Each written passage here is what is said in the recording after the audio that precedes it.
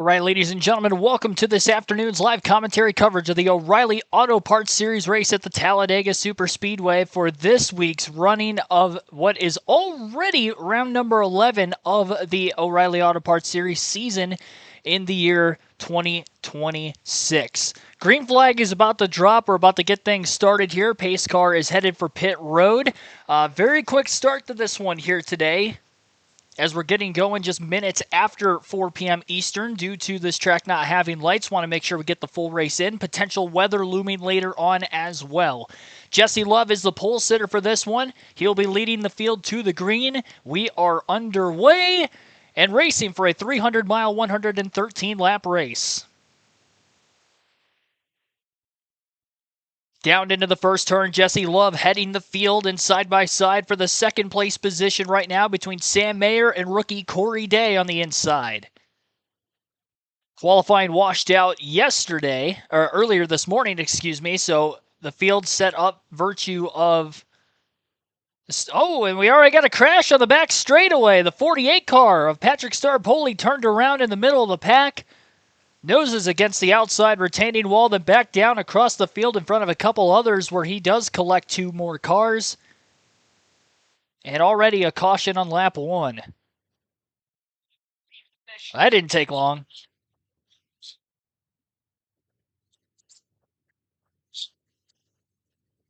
Yep.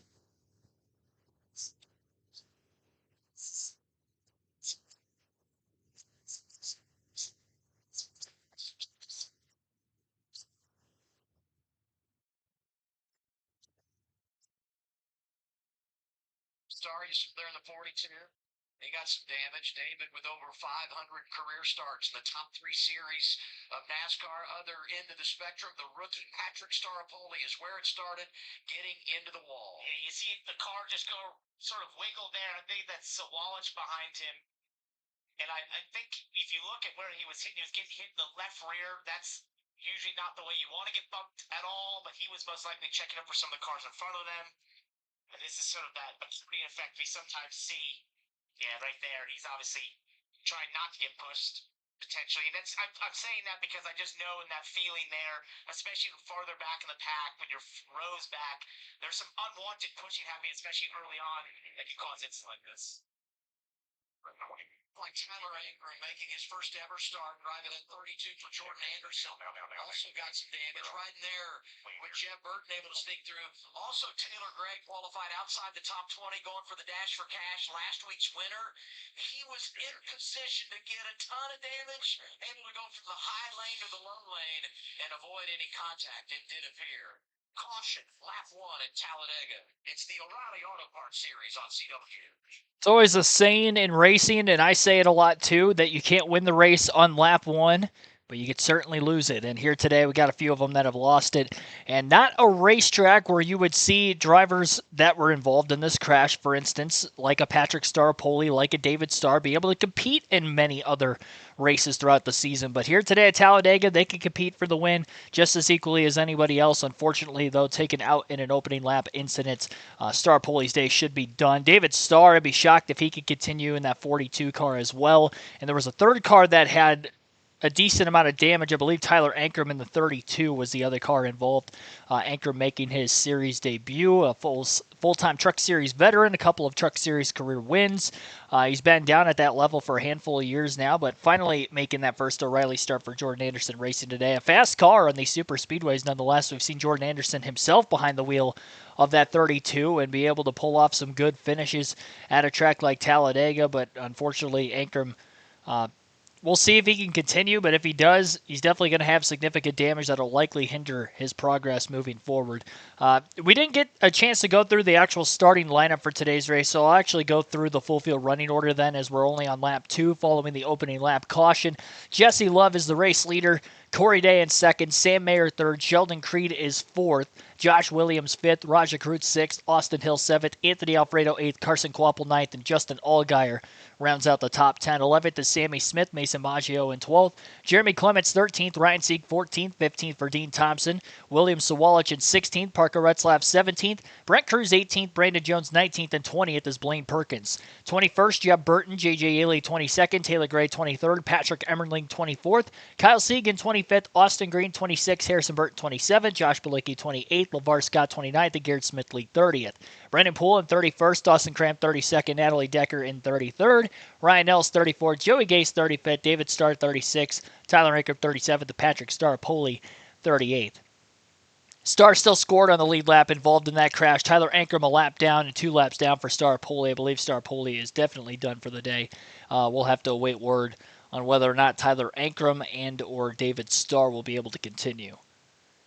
The typical raw feed on NASCAR.com is down, so I'm just on the live race leaderboard, which works equally the same. I just don't have quite as many statistics to be able to run through. But Jesse Love leads the first few laps of the day under caution by way of the lap point crash and starting on pole.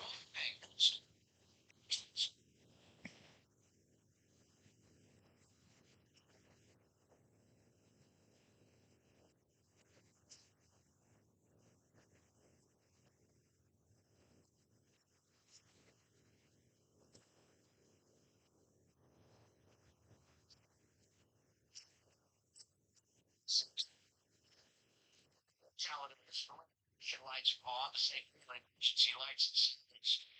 The safety vehicles here at the track are protecting first responders and communities all across America. So let's see what happened back straightaway.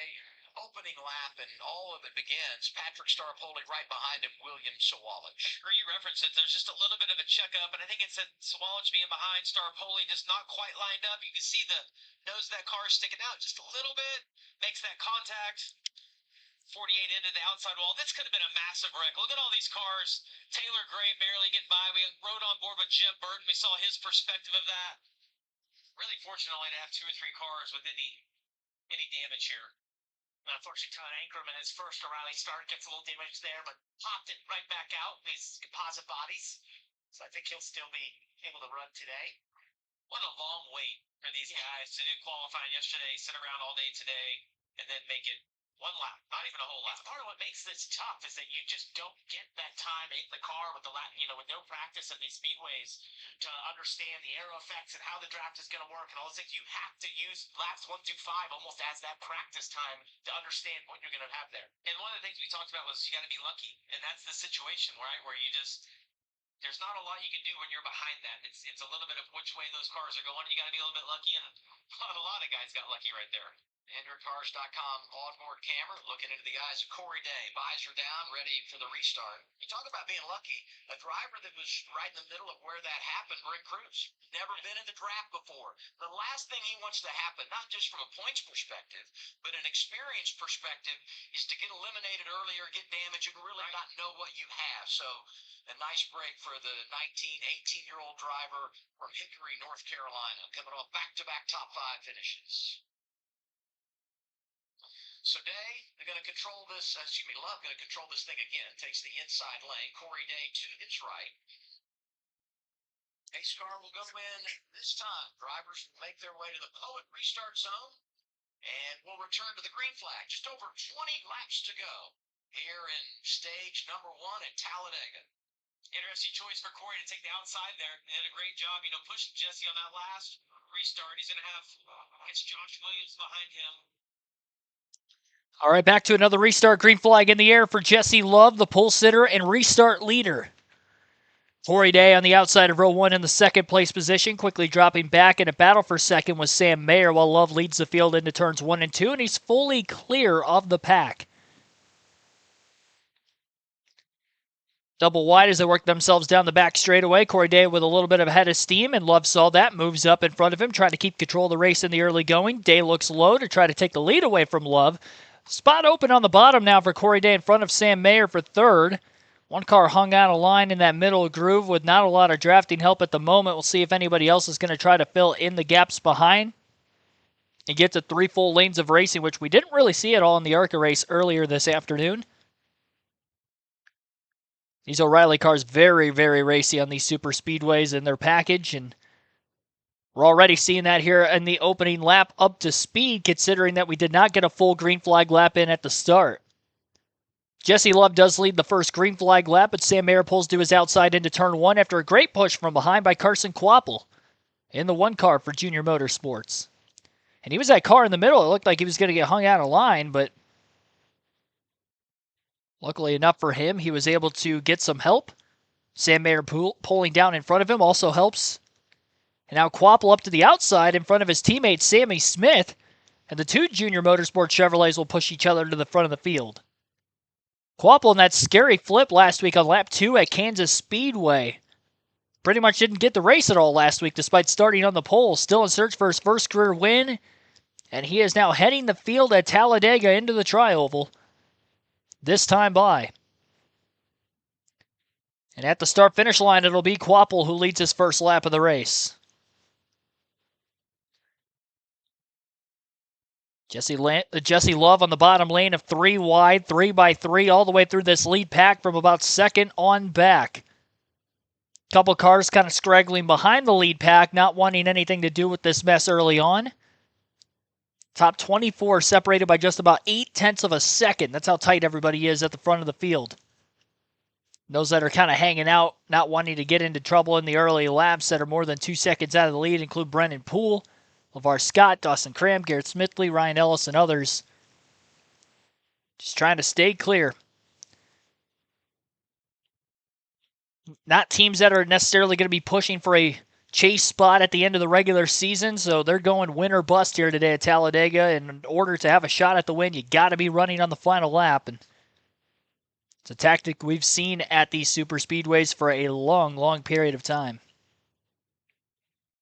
Your Dash for Cash drivers this week include Jesse Love, Sheldon Creed, Justin Allgaier, and last week's winner at Kansas, Taylor Gray. They were the top 4 finishers from the last race to qualify for the Dash for Cash this week and try to go for that $100,000 bonus today. So the best finishing of those 4 will win the Dash for Cash. And I've seen it actually at Talladega before at the Dash for Cash, that the Dash for Cash was won because of the 3 drivers that were also included in the Dash for Cash had crashed out before the end, and there was one sole survivor. Could be by way of how things are going to happen today. Who knows? Usually when you see cautions in the first lap or 2 of the race at a track like Talladega, you're kind of in store for a wild one. And despite that crash on the opening lap, it has been nothing but tame. Or nothing close to tame, I should say.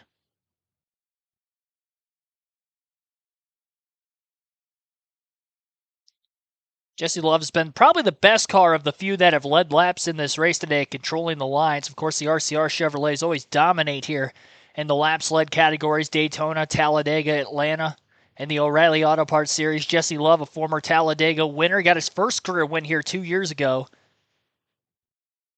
Also had a win at Daytona in the season opener last season. Looking for his 3rd restrictor plate win in this series, and right now, out in front. Jesse Love is my personal pick to win this race today. I know Austin Hill has won the most drafting oval races, but Hill has been slumping as of late compared to that of Jesse Love. I'm sure we'll see Hill contending and leading laps today, but the 2 teams clicking everywhere we go. And I do think that momentum does matter to a certain extent coming into a track like this, even when it's as wide open as it is, just because those 2 teams in-house are teammates. They are usually the class of the field in this series at a track like Talladega. The 2 teams just more superior. They've been top 3 in points the whole season. Austin Hill and that 21 team have been slumping over the last month or so. A couple of DNFs in that stretch, just not running well. Like Rockingham, they were running 15th to 20th the whole day. There was another race in there. I think Bristol was another one. They were running outside the top 10 all day long in recent weeks. So I'm going to take Jesse Love for the race win here today. You can vote for who you think is going to win in our chat poll, which I put open during the first caution. So we'll wait until we get started in Stage 3 to close that poll out. I'll leave it open a little longer for you all. 6 votes already casted for who you think will win the race between Jesse Love, Austin Hill, and Justin Allgaier. 67% taking other than those 3 for the win. which is pretty much all but one vote for Love, one vote for Hill, and nobody of those 6 have voted for Allgaier yet. Second live commentary stream of the day. Congrats to Andy Jankowiak taking the win in the ARCA Menard Series race at Talladega earlier on. Our first live commentary stream. Cletus McFarland a close second place in that one. Crazy to see him leading laps late nonetheless, competing for a win even up on that final lap into the tri-oval coming to the checker. As far as today's race, it's probably going to be just as wild as the final laps of that ARCA race. It's a pretty tame ARCA event until we got down to those final 11 laps on the second to last restart. All hell broke loose on the final lap of the race as well. As far as today's race, we had a crash on lap 1 in the O'Reilly Auto Parts Series, and it has been lead change after lead change after lead change. And we went green, I believe, at lap 6. So in the 7 green flag laps we've had 4 lead changes already. And another new leader out in front right now, Sam Mayer, just led his first lap of the race the last time by at the line, taking it from Carson Kvapil, who has led for 2. Jesse Love has led for 9, but he's changed the lead a couple different times. He's second in line on the bottom, currently behind Mayer. Last time by at the start-finish line, your top 5 in the running order had Sam Mayer in the lead, Jesse Love second, Corey Day third, Carson Kvapil in fourth, and Sammy Smith up to the 5th place spot. Halfway through stage 1, 25 laps in each of the first 2 stages. Very short today. They will not have to pit for fuel or tire purposes. And then stage 3, they will have to pit at some point in time. But as of, again, stage 1 and stage 2, it is a sprint. And you are seeing that on full display right now. Only 3 laps of caution from lap 1 to about lap 4, so pretty fast pace as Talladega usually is outside of the first few laps of this one. Nearly 17 minutes in, Mayer back in front of the field into the tri-oval. Jesse Love sandwiched in second place battle, middle of 3 wide between the HendrickCars.com Chevy of Corey Day and the outside Chevrolet for Junior Motorsports, the one of Carson Kvapil.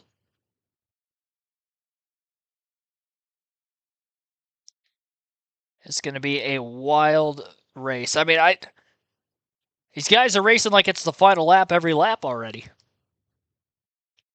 Everybody just wanting to take control of the race as quickly as they can. I do think the short stages in the O'Reilly Series are leading to this because the races are overall shorter than Cup anyway, so only 25 laps per stage in the first 2 stages, very short. That pay window to get those points is not going to be open for very long. And then maybe the start of stage 3 will see a little bit of calmness until we get closer to those green flag pit stops, if I had to guess. That's going to be quite some time from now. 10 laps to go this time by in stage 1.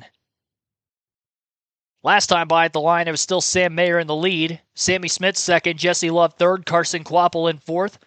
Raja Karut in 5th place, 6th is Sheldon Creed, 7th for Corey Day. Austin Hill 8th, Jeremy Clements up to 9th, and Justin Allgaier rounds out the top 10.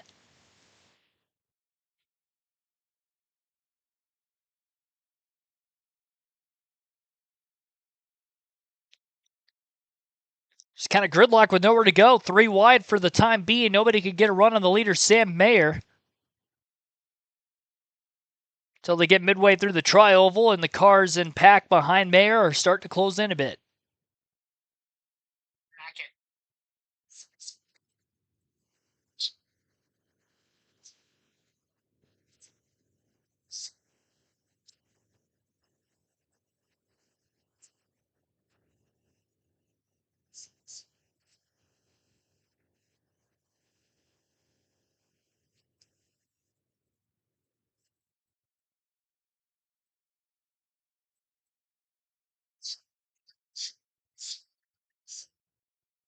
At the draft you saw racetrack, I mentioned Austin Dillon. He's still 3 rows back at the same as he was 5 minutes ago. Not really able to move forward.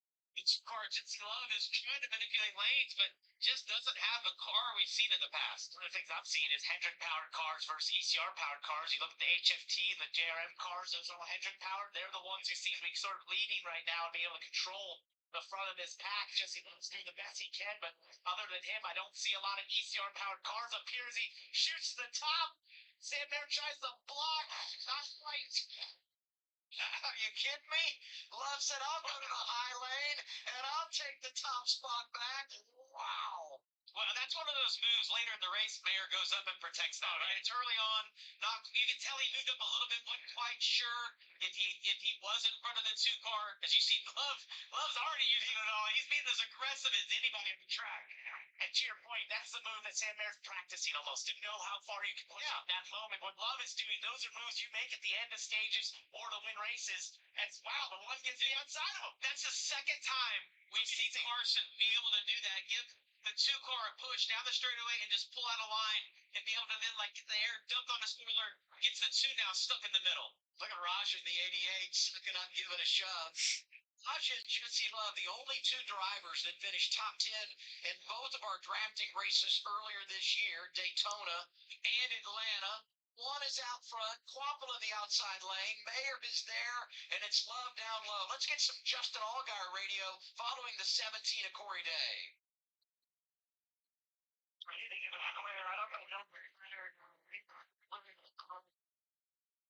Yeah, he referenced Corey Day right there. We saw twice in the race so far that Justin's tried to help him, and it's literally turned the 17 car sideways. And that's, just a product of the balance of that car, how on edge it is. Just a 17 car will probably be a good pusher today, but not going to be somebody that you can get on their bumper and shove them forward. You guys were speaking about the moves and the educational process. Jamie, you referenced it in our Keys to Victory Lane today, sponsored by Mobile One. We're getting down to the end of this opening stage. Going to be 6 to go next time around. Wow.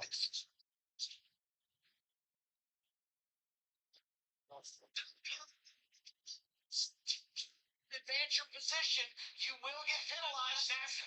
We'll see if he was forced down there. See what NASCAR says. If they say he was forced there by the 41 of Sam Mayer or not, so that's something they'll look at. But definitely went below the yellow line. You're not supposed to. Hadn't had a chance to work in. We do have out of bounds at Talladega, and right on cue, there goes Love. We'll wait word for NASCAR, and look at the shuffle here. Now Mayer all of a sudden. 6 laps to go in stage 1. Carson Quapple now heads the field with Jesse Love in second, Austin Hill third.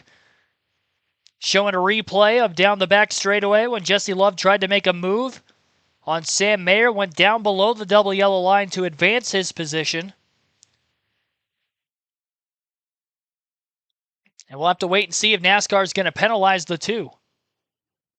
Sam Mayer was moving down to try to make a block. It's a tough situation for Jesse Love to be in because if he doesn't move any lower, there's going to be contact and there's going to be a crash, which is kind of the whole, to me, the reason why I personally do not like the double yellow line rule. Because for that instance alone, I think it causes more crashes than it actually prevents them.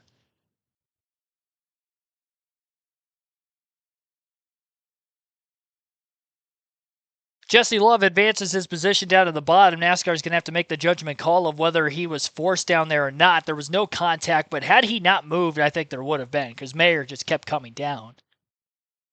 And there was not a full lane to actually make that pass, but Love was already underneath of him. Right now, Jesse Love still in contention for the race lead, and NASCAR has not black flagged him to this point. And if they do not do so, he's going to continue to try to battle and get this stage 1 victory as we're down to 4 laps to go this time by at the line.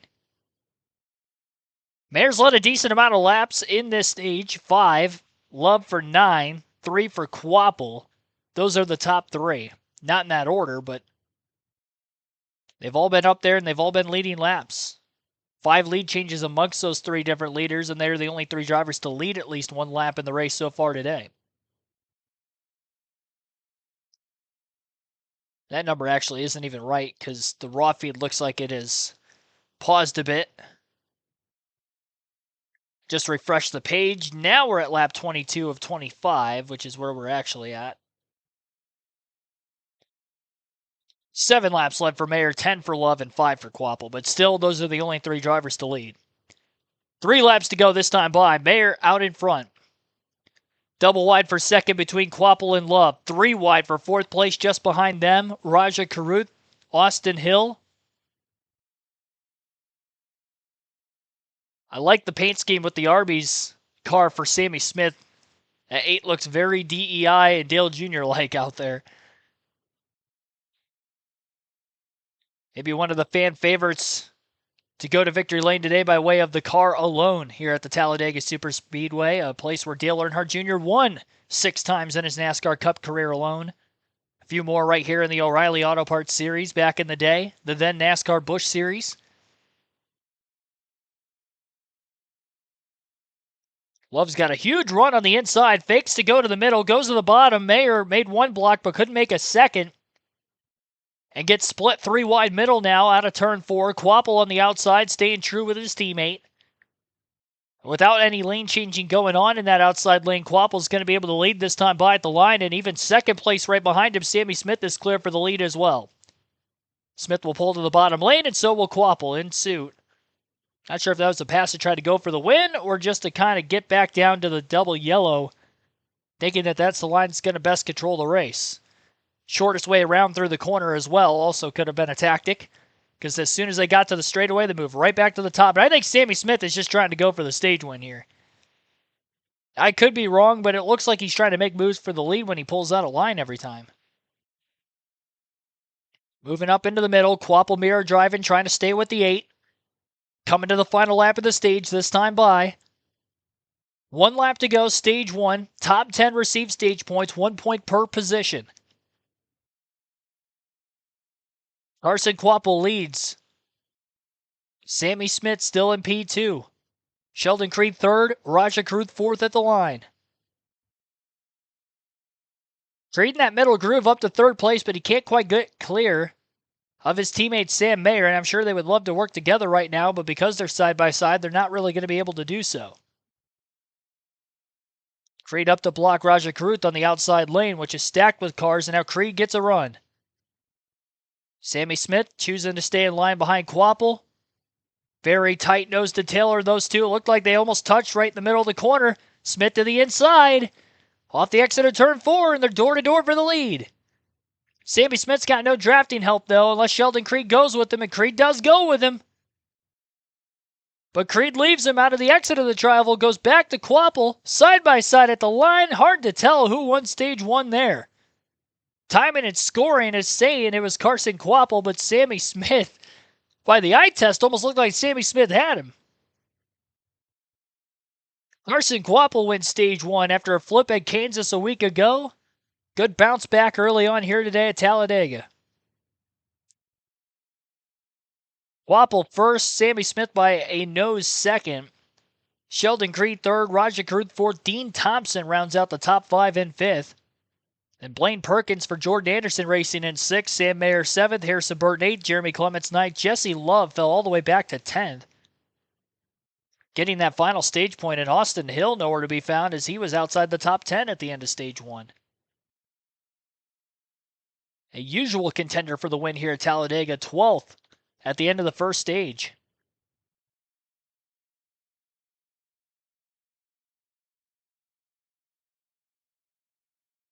Billy Wise, 1755. Thanks for tuning in.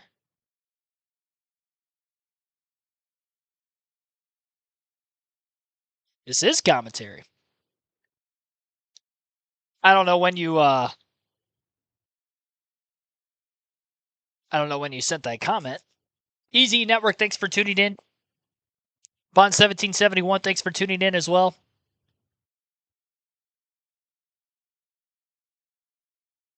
Was in Perrysburg today. That was my old homeland.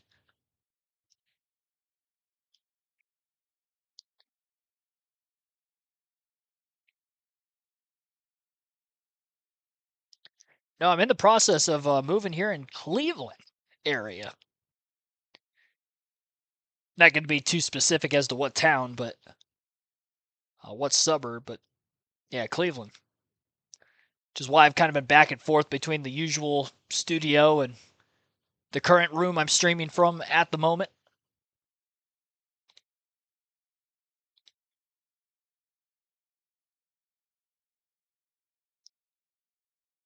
All right. So we've just reached the end of stage 1. First pit stops of the day will be upcoming. We did have a caution on the opening lap, so no pit stops followed because it was so early in the race. 31 likes on the stream so far. Our goal is to get to 50. We did get to over 60 in the ARCA race earlier. And that was as of the end of the stream, so I don't even know after the stream was over how many more likes we were able to get up to, but that's where we sat there. About a half hour into today's race. 2 cautions, 8 lead changes, 4 laps under yellow and counting. And again, we're under the stage 1 caution, which is the reason for yellow. Carson Kvapil wins stage 1 by a nose over Sammy Smith. I wish we had a margin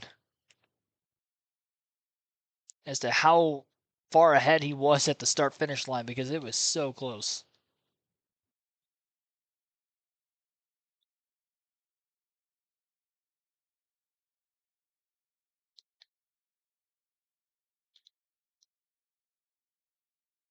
Figure I'd move to Charlotte. I've got someday.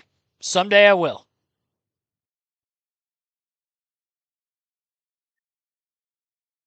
But that day is not today. I've had other things that have come up in the last 6 to 8 months or so that it wasn't the time to move to Charlotte, but it is the time to move.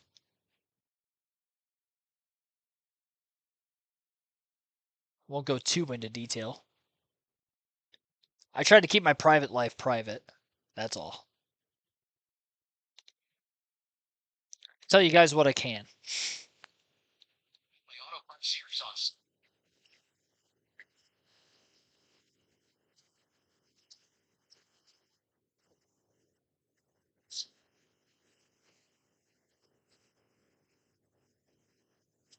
There you go. 5 1,000ths of a second, the difference between Kvapil and Sammy Smith.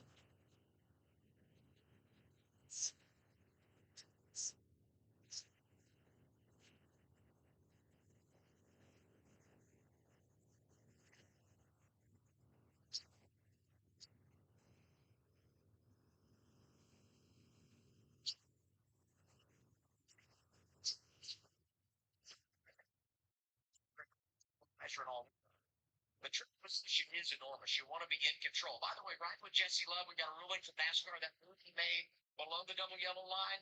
Team to all was forced down there. No penalties coming there, but something to keep in mind as the afternoon goes along. Carson Kvapil lead down progressive. Road is open. Here's Cancun. And Sammy Smith grabbing some of those coveted stage points, finishing P2. He said, balance okay, just a little squirrely in traffic. He said, pretty good at drivable speed, though. 8 out of 10. I could use a little bit more. Stick to the plan. That plan, 2 tires, but looks like maybe an issue right there. Slow start getting out of the box. Dylan? Sheldon Creed said handling was good, car is good, I'll just take a bag of ice. Roger Carruth said that he was freer on the top lane and the bottom lane. Those H4 tires make an air pressure adjustment and adding a chassis adjustment as well. Carson Kvapil said that he was tight some places, loose others, but they settled on tight exit as the final diagnosis. Race off progressive pit road, 1 in front of the 2. Plus 17 for Brandon Jones. A host of different strategies there when you talk about the way you manage things and the service you receive. Most recent running work when we come back. I feel like every time a double yellow line rule gets overturned and NASCAR says, like, no, that pass is illegal, he was forced below the line, Regan Smith is just rolling his eyes. Whether he's a part of the broadcast or in this case not, but at the track this weekend because, of course, Fox is going to be on the broadcast for the Cup Series race tomorrow. That's tough. That's tough for him. I still feel bad for him, and that was back in 2008. I was a kid. I was 9 years old. And I still feel bad at the age of 26 for Regan Smith that day. Fall Talladega 2008. 30 plus years in Charlotte area. Loved it, just an FYI. Cabarrus County.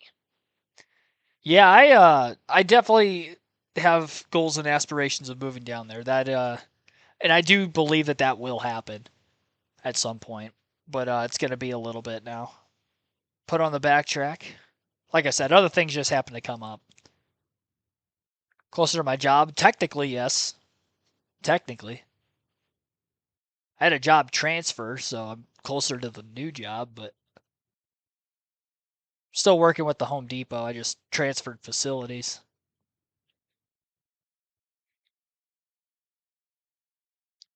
Transferred from one warehouse to another. Perrysburg's a long drive. That sounds about right. Anytime I travel down south from Perrysburg, it would take me about 3 hours to get to Cincy. All on 75, like literally hop on 75 within like a couple miles of where I lived to straight 75 down through Cincy. Like for instance, going down to Talladega, I'd take 75 all the way till I got to Georgia, and then just south of Chattanooga over the Tennessee-Georgia line. Then I would hop onto 20 and take 20 the rest of the way. I think it's I-20. And that pretty much was mostly a straight shot to Talladega from that point.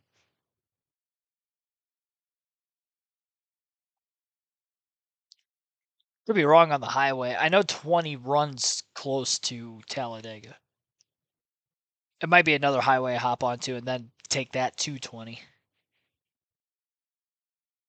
I remember while I'm driving and I see the signs, because I don't use my GPS much. It sounds crazy, especially in 2026, because I feel like everybody uses GPSs to go everywhere. When I travel long distance, I'm literally, if I've been there before, might I add, if I've been there before, or I know I'm staying on a particular highway for a long time, I don't even have the GPS on. Just cruising.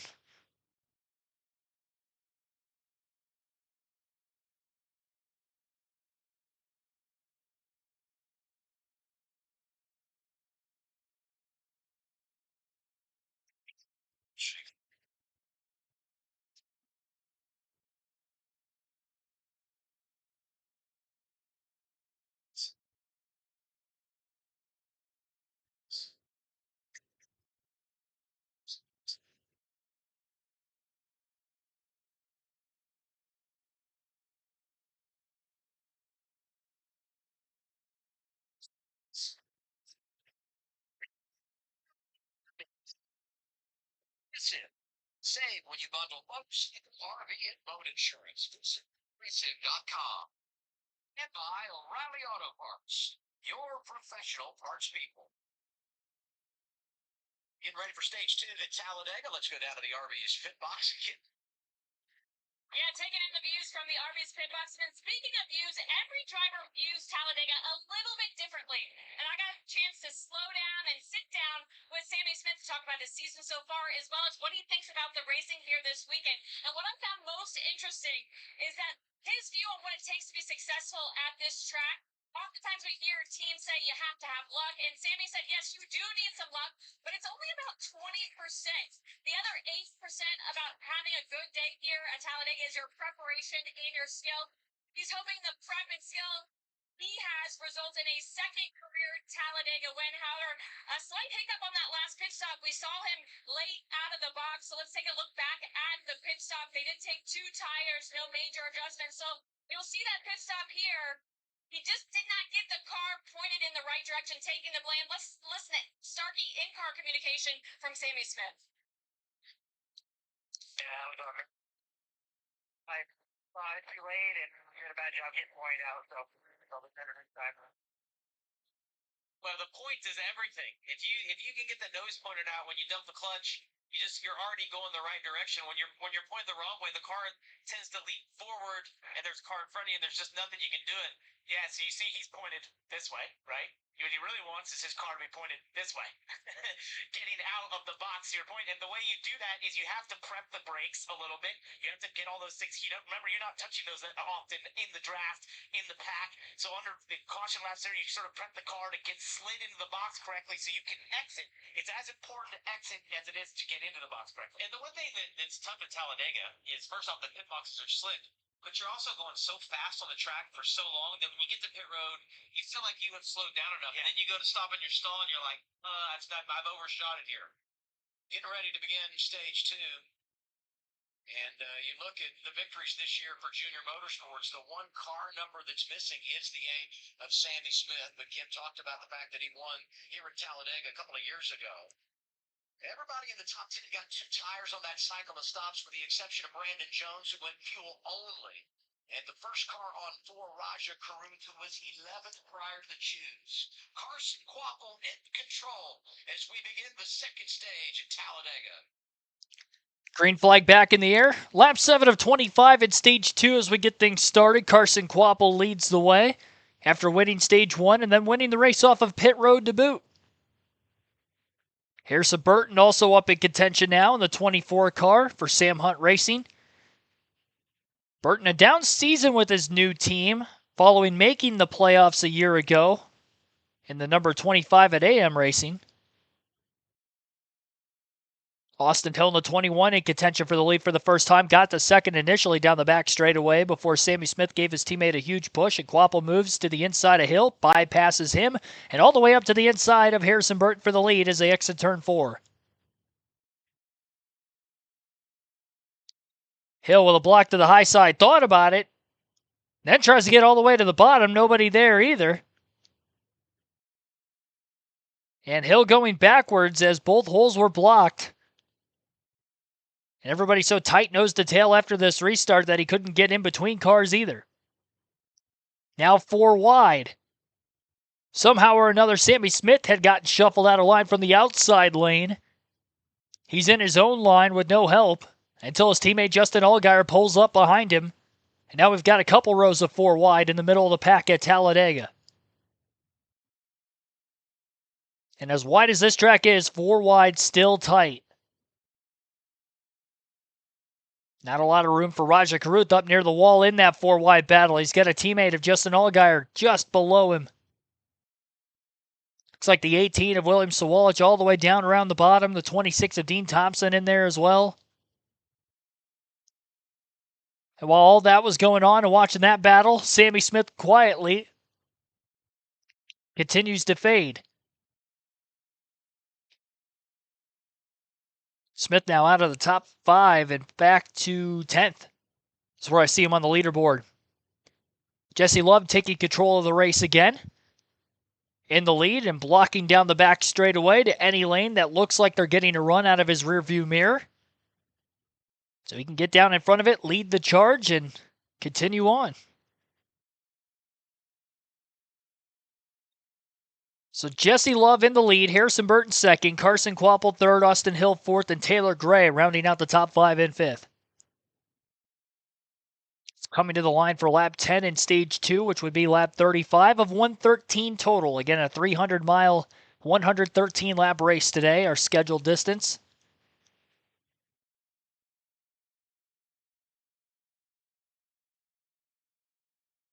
One caution for incident on lap 1 and the lap 25 stage 1 break are only 2 cautions through 35 laps. 14 lead changes already, 2 cautions, and 8 laps under yellow.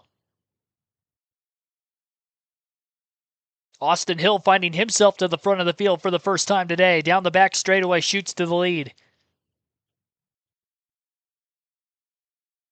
Maybe going to try to go to the high side and work his teammate forward and try to get both him and Jesse Love to lead the field 1-2 as we usually see here at Talladega. He's not going to lead Love forward, but he does lead his first lap of the race. Rajah Caruth with a big, bold move to the outside of 4 wide out of the tri-oval. Taylor Gray was the car he had passed, and Gray able to get back up in line behind the 88. Immediately after Kvapil passed him.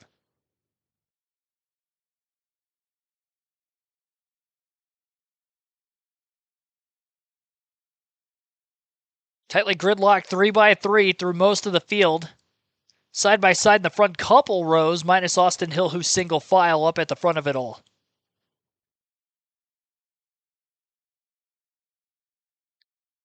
Side by side commercial break continues to go on. Austin Hill is the race leader. Sammy Smith second, Justin Allgaier third, Carson Kvapil fourth, 5th place is Jeb Burton.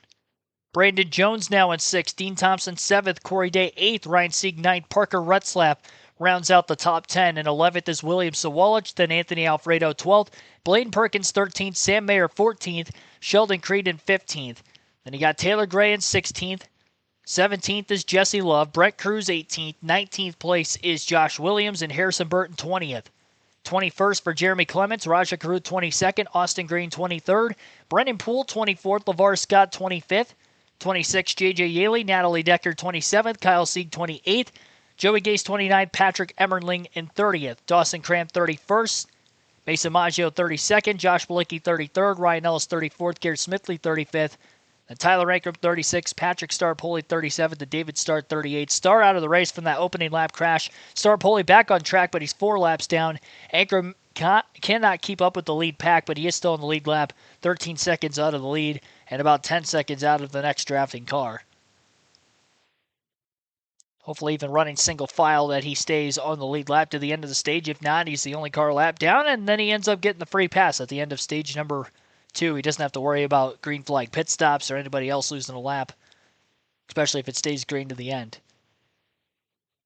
Back and forth, Sammy Smith faked high, went to the inside after Hill moved up in front of him, and Sammy Smith takes the lead into turn 3 away from the 21 of Austin Hill. Brings his teammate Justin Allgaier with him, and now Allgaier quickly to the inside of Smith, not looking to follow the 8 car off of turn 4.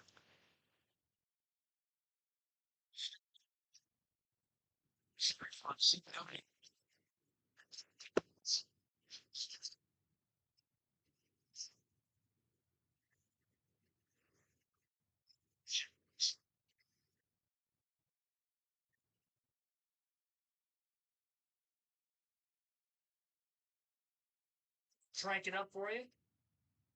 I'll be right back. I got to get some waters.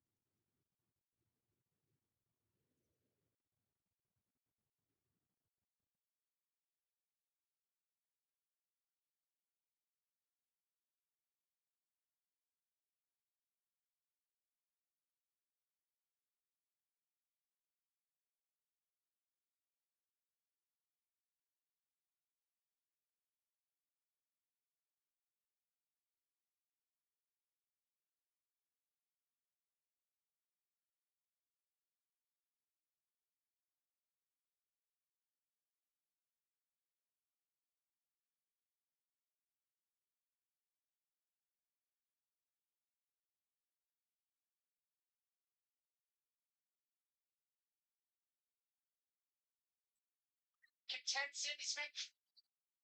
Let by him. This is unbelievable what we're seeing here today at Talladega. It's obviously one of the best rally races we've seen at Talladega. Trying to get to the inside of Sammy Smith. But I gotta think inside of the cars is just as much fun. Because you know you're not single file line. Like everyone's had a chance to go up and lead this race. Carson Caldwell does that same move again. A little bit of a push and then to the outside as we see Austin Hill get to the left rear of the one that kind of bogs him down. At every set of corners, there's 4 or 5 moves to unpack here as they unfold because there's just so much happening. There's so many runs materializing in places they don't usually look at. Ryan C. pushing Caldwell now out into the lead. Well, I mean, just think about the give and take. St. Mayor stage 1 leads a handful of laps. He's outside the top 20. Taylor Gray here, he was fighting in that outside lane to get to the front of the field. Now he's back in the pack just a little bit. And Parker, you referenced the Hendrick Motorsports engines. Ryan C., another one of those cars with one of those power plants in. You see Sieg up front as well, having a great run. 9 to go in stage 2. That orange and blue car, second in line in the outside lane, is the man that Jamie talked about, Ryan Sieg, and I mentioned it only because they got some different paint on that car, and that takes me back to what you said earlier, Jamie. It's so hard around you, and it's tough here today. And now we get our Powerball power movers. There he is, Ryan C. plus 21 since the restart. And Allgaier, who didn't get stage points, plus 14, he's right in the game. And I'm speaking of paint schemes, when we go down the backstretch shot, and this shot here, that 8 car to me looks very familiar. Because to a certain Budweiser 8 car that was pretty famous in this plate. I don't know what it is about the side profile, but I keep getting tricks. I remember we come here, it was a Friday afternoon, it's just qualifying. They pushed that car out of the garage, and the crowd would roar. 8 laps to go, stage 2. What if you could have shades like these for a fraction of big brand prices? For Shady Rays, you can. We're an independent company, so we do things differently. We offer high-quality polarized shades for a reasonable price. We personally replace shades that get lost or broken. So far, we've racked up over 300,000 5-star reviews. I founded Shady Rays so that we can have sunglasses that stand up to whatever light throws at us. Order now and get 20% off site-wide at shadyrays.com. This is Arby's quarter-pound pulled pork and chopped brisket. Both are smoked slow for up to 13 hours. Tender, juicy barbecue like this isn't magic, although there is a lot of smoke involved. Arby's, we have the meat. Thanks for coming in to talk about Zen Junior. Of course, third grade is when I learned limited mutual could save you hundreds by customizing your car insurance. Why don't you come sit with us? Oh, full suck, only paying for what you need. Liberty, liberty, liberty, liberty.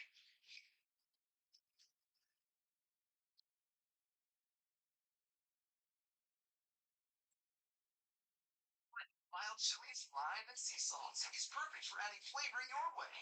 What's your way to take it? Ad protection is not enough. Using just an antivirus online is also not enough. Get better protection from online threats. Get NordVPN now. My moderate to severe plaque psoriasis held me back, but now I'm all in with Pure Skin, thanks to SkyRisi.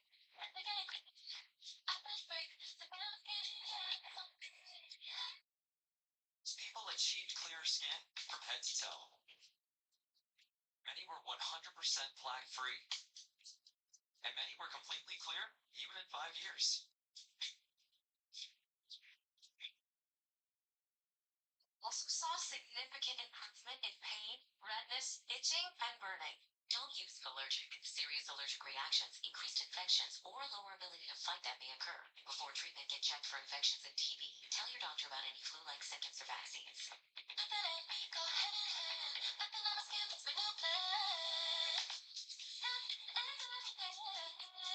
Ask your doctor about SkyRisi, the #1 dermatologist prescribed biologic in psoriasis. Learn how AbbVie can help you save. CW Sports back live, Talladega, Alabama, with JV McMurray, Parker Klingerman. I'm Adam Alexander. Kim Welsh on the pit lane. And back sneaking out of the CW garage inside of 5 laps to go, second stage. Waffle out front. Yeah, Parker jinxed us. He talked about Dale Jr. Dale Jr. car and his memories of that car, and now we're riding around single file around the top like Dale Jr. always did here. And by defense, the field's defense, they did about 40 laps on chaotic racing I've seen in a long time at this place. I think actually, I don't know how long this lasts to get later to the stage, because you've got some really good cars far back, way further back than they want to be right now. But yeah, I'm surprised to see it happen with the runs that were materializing. How about this? Last year, RCR swept the 4 stages here at Talladega. 3 wins for Austin Hill, 1 for the guy we're riding with here, Jesse Love. Today, they've got exactly 2 stage points in position to get none in this second stage. Unbelievable what we've seen and how human they have appeared in the draft today. Well, and I think some of that is the field is consciously not working with them, and we see multiple moves where they've had a choice whether to push one of those cars or not. They're choosing not to. And you reference the Hendrick motor powered cars. It's because they don't have to. They don't have to. Yeah, they're impassive. They're not as much faster as they typically are. Well, and I think this brings up the topic, which is if you are Austin Hill and Jesse Love, find your ECR fellow powered cars. You're going to have to work really hard today if you want to do what you've done in the past, because it's obvious they do not quite have the same pace that some of these Hendrick powered cars have. Jesse Love started on the pole, up for dash for Cheers, 23rd right now.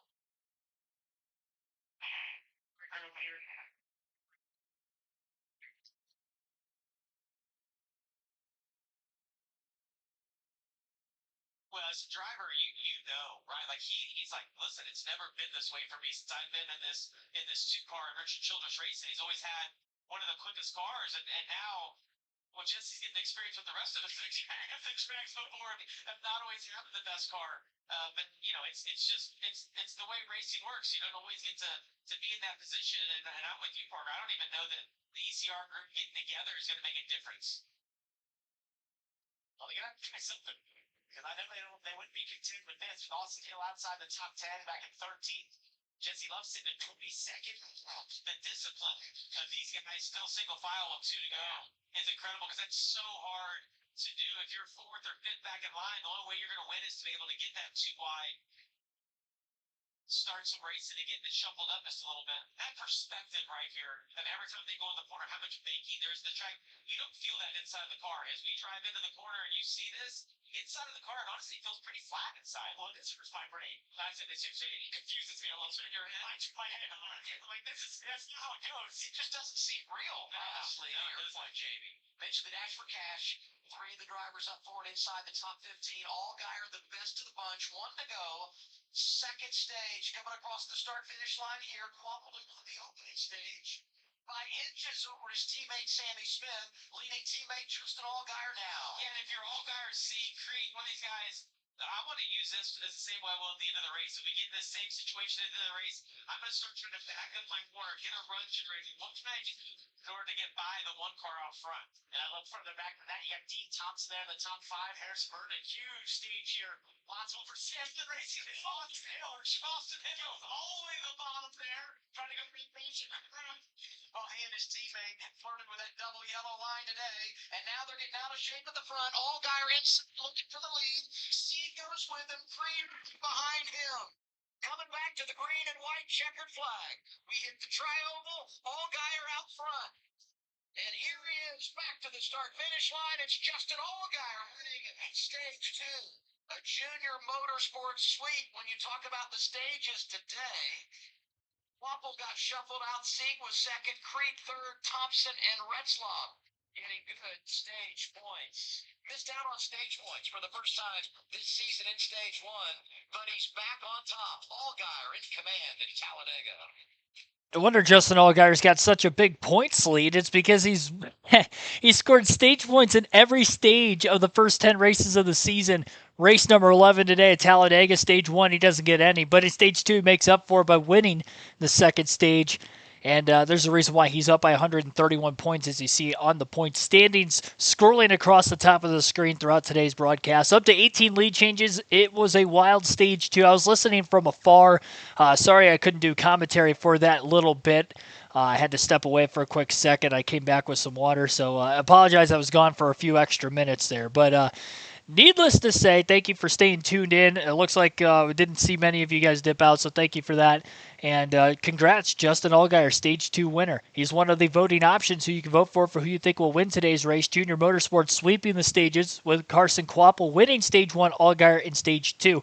I'll leave the chat poll open even though we're at the end of Stage 2. That will stay open until we get around, I'd say 50 to go or so in Stage 3. We'll wait it out a little bit since I didn't get the poll started till that first caution, which was on the opening lap, but I didn't have it going before the stream started like usual. So I'll leave that open for a little bit longer before we close that off. 26% currently taking Allgaier for the win. 23% of you have Love. Austin Hill at just 18%.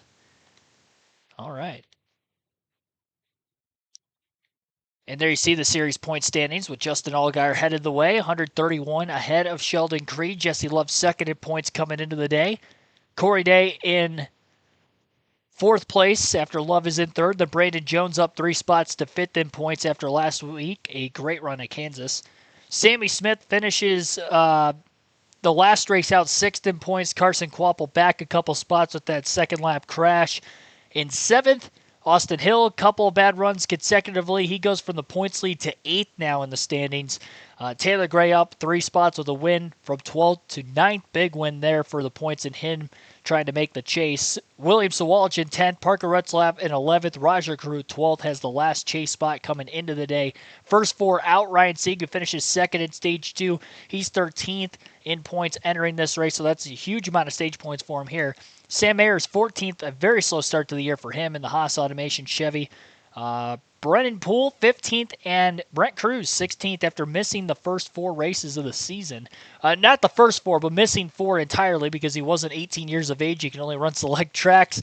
He's going for it the rest of the year. He's still on the outside of the chase looking in, but he is closing fast, up another 2 spots at points after last week.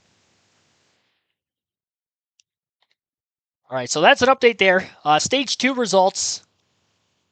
Justin Allgaier was first, Ryan Sieg second, Sheldon Creed third, Dean Thompson fourth, Parker Retzlaff fifth, and sixth was Carson Quapple, Harrison Burt seventh, Jeremy Clements eighth, Austin Green ninth, and Austin Hill rounding out the top 10. That's your top 10 at the end of the stage.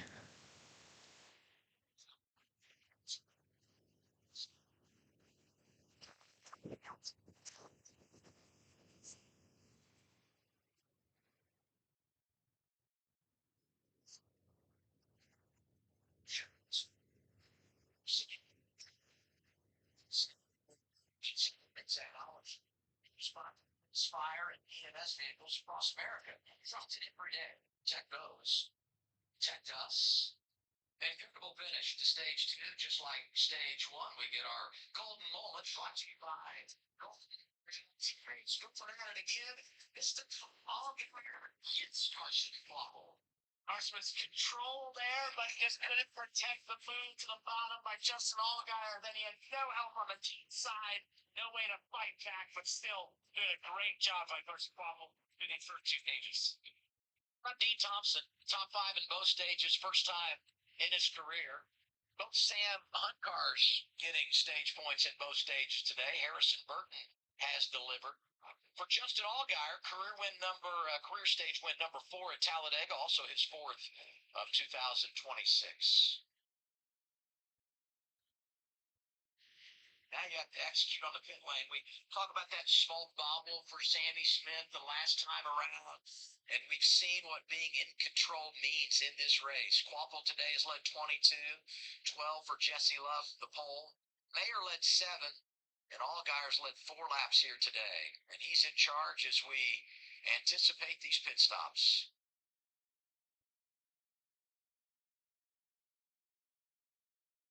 Aggressive pit road is open. Allgaier and everybody else coming down, Kim. Including Dean Thompson, has earned the 3rd most points so far in this race. You see, right sides only is going to be the call. Chris Bowe and the crew chief reminding him, go on the jack because we have to pack it full of fuel, Dylan. Justin Allgaier said he was lacking, leaving a left rear lateral, but otherwise pretty sporty. He'll change 4 tires to keep him on offense. Right sides only in a chassis adjustment for Ryan Sink. And Sheldon Creed at the bottom, stage point scoring leader, said he was still pretty happy with the race car 4 tires and fuel for the 0-0. We get the race off Progressive Pit Road, and it's plus 12 here for Sieg, who jumps out there. Sawalich rather jumps in front of Creed and Sieg, and we'll reset the running order when we come back to Talladega. All right, so Sawalich with a little bit of pit strategy gains 12 positions in the pits alone, comes off of pit road with the lead. And we had a few others that stayed out of the pits during the caution, like J.J. Yaley, LeVar Scott, Natalie Decker, Patrick Emmerling, Dawson Cram. But they're not going to continue to stay out. They're actually going to pit a little later in this caution period after everybody else leaves pit road. Busy pit lane. Don't want to risk damaging the race cars again. They're in this for the long haul, just kind of hanging out at the back. Their strategy to start this race today. But Sawalich won the race out of the pit, so he will be the leader on the restart. Ryan Sieg is going to be 2nd, Sheldon Creed 3rd, Taylor Gray 4th, Jeb Burton in 5th, then Dean Thompson 6th, Parker Retzlaff will be 7th, Austin Hill 8th, Brett Cruz 9th, Sam Mayer in 10th, and Justin Allgaier, Carson Quapple should be 11th and 12th. So some 2-tire calls, some 4-tire calls, some no tires for Sawalich. Going to be interesting to see how this all plays out with the variant strategies. 54 laps complete out of 113. We're down to 59 laps to go at Talladega. 20 lead changes, 3 cautions. No caution for incident in Stage 2, and the only one we've had the entire race was back at Stage 1 on the opening lap. Been clean ever since, but a lot of close, aggressive racing the entire step of the way. Major Kenneth Withrow, thanks for tuning in. No, the big one has not happened yet. Bam Hall's Bond 1771, Easy Network. Many of you that I have not shouted out yet. Dean Tate, thanks for tuning in. Robert Goodrich, Ethan Chua. Thought you were in Dega? No. No, I never said I was going to Talladega. I don't know where that came from. I don't know. I said I'd hope to go there this year, but not for the spring race specifically. Maybe in the fall. No, I'm too busy right now.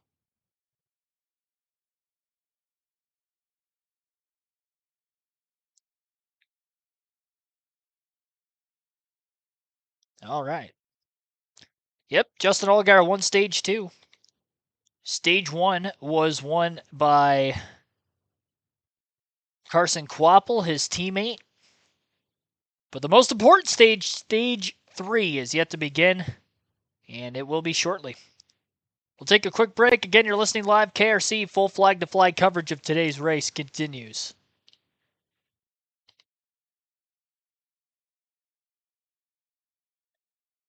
Probably scoot my chair in a little bit. I don't know why I'm sitting so far away from everything.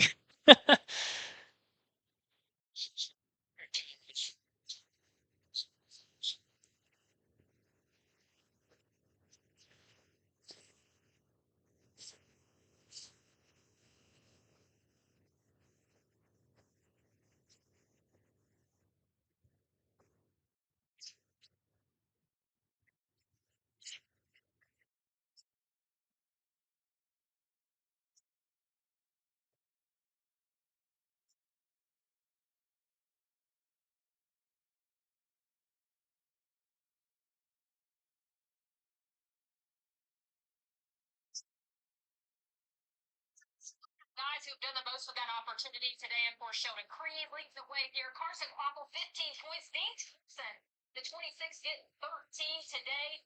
But let's talk a little bit more right now about Parker Retzlaff coming off a after one of his best starts to the season, but he told his team this week what happened at Kansas was not our fault.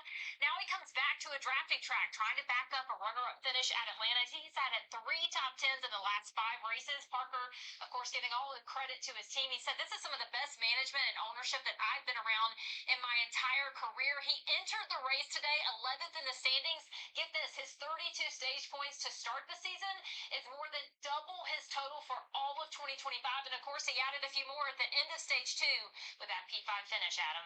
Yeah, it's so impressive what he's done, and it speaks to what confidence will add to any young driver. A couple of weepers around the track. That's some rain here this weekend, so we'll get that cleaned up and begin the final stage after a break. You're watching live on CW. Kind of crazy. Being at Talladega several times before and sitting on the front stretch near the flag stand, they do get a lot of weepers down there. It has not rained since the morning, so it's very weird that it just keeps popping up in that area. I wonder if they can like patch that area of the surface. Like it's on the apron too, by the way, so it's not like it's on the racing line. I feel like they can get away with trying to like patch it or repave that area of the track. Maybe not have that happen.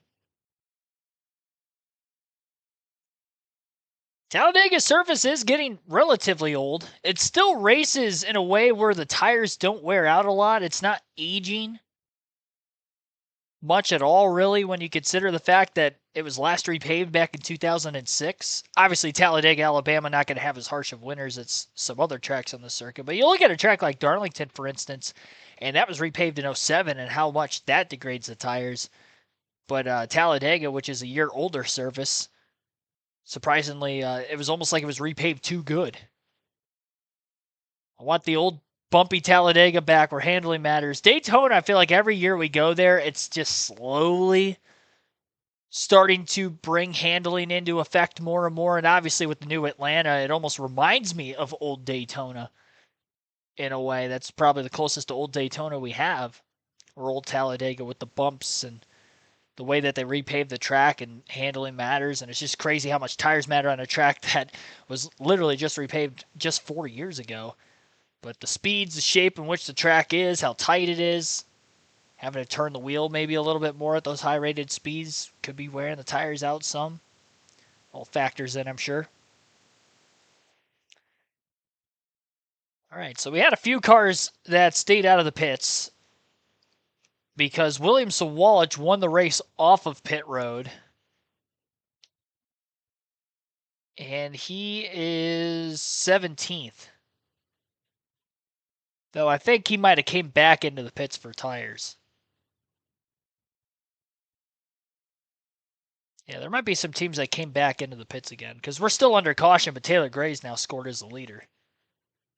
So Taylor Gray leads, Jeb Burton second, Parker Retzlaff third, Austin Hill fourth, Brett Cruz is fifth. Then sixth place is Sam Mayer, Carson Kvapil seventh. He's led 22 laps today, most in the race. Raja Caruthan 8th, Austin Green 9th, Harrison Burton 10th, and Corey Day 11th, and Brandon Jones 12th. That is the top dozen. Looks like they're going to be going green this time by.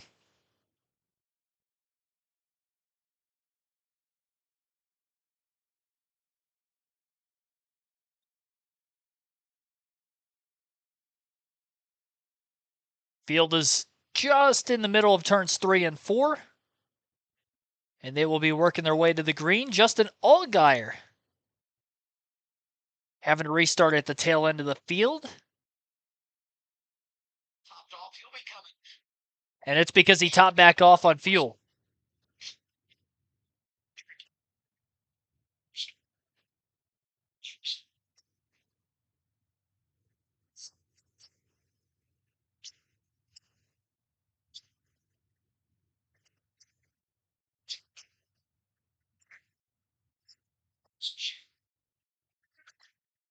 Starts up.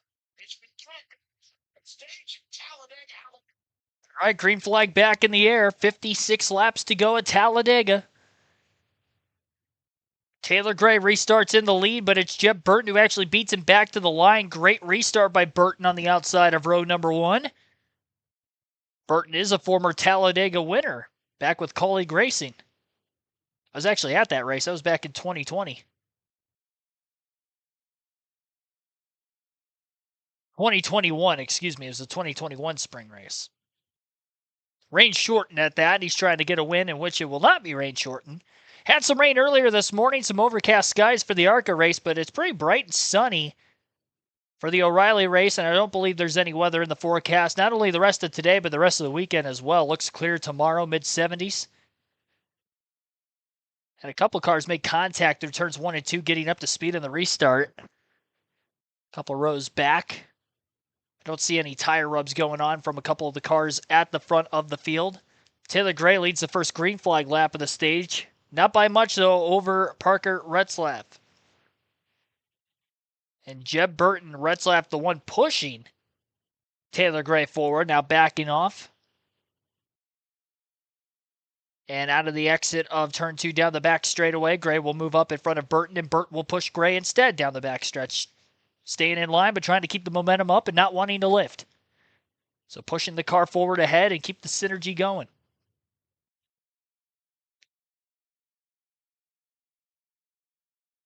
All right, so we are about a lap or two past halfway. Taylor Gray leads. Winner at Kansas a week ago, therefore he is in the running for the Dash for Cash. Next highest Dash for Cash competitor to Taylor Gray would be the 12th place car of Jesse Love. 4 wide up the middle goes Brett Cruz, the rookie, trying to make some moves in the 19. That 4 wide maneuver up the middle, he's up inside the top 5 now. Great run for Brent Cruz. And Cruz getting a push from behind, I believe, from Sheldon Creed in the 00. No, actually, the 87 of Austin Green. My bad on that. I see Creed back there. He's actually 4 wide right now. A little bit outside the top 10. Got 2 rows of 4 wide. Jeb Burton fell all the way back into that as well. Jesse Love trying to fight his way forward through it. All in line with one another, Burton, Creed, and Love. And they're moving forward. It's a gradual climb, but they're moving.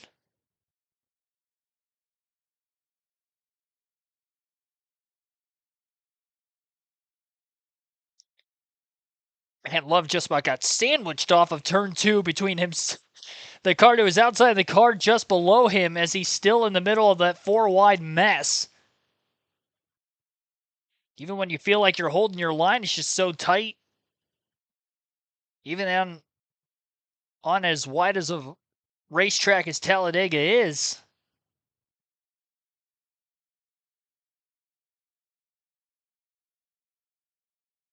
Austin Green up inside the top 3. Brent Cruz up there with him. They got 2 guys that have never won a race in their O'Reilly careers in contention today.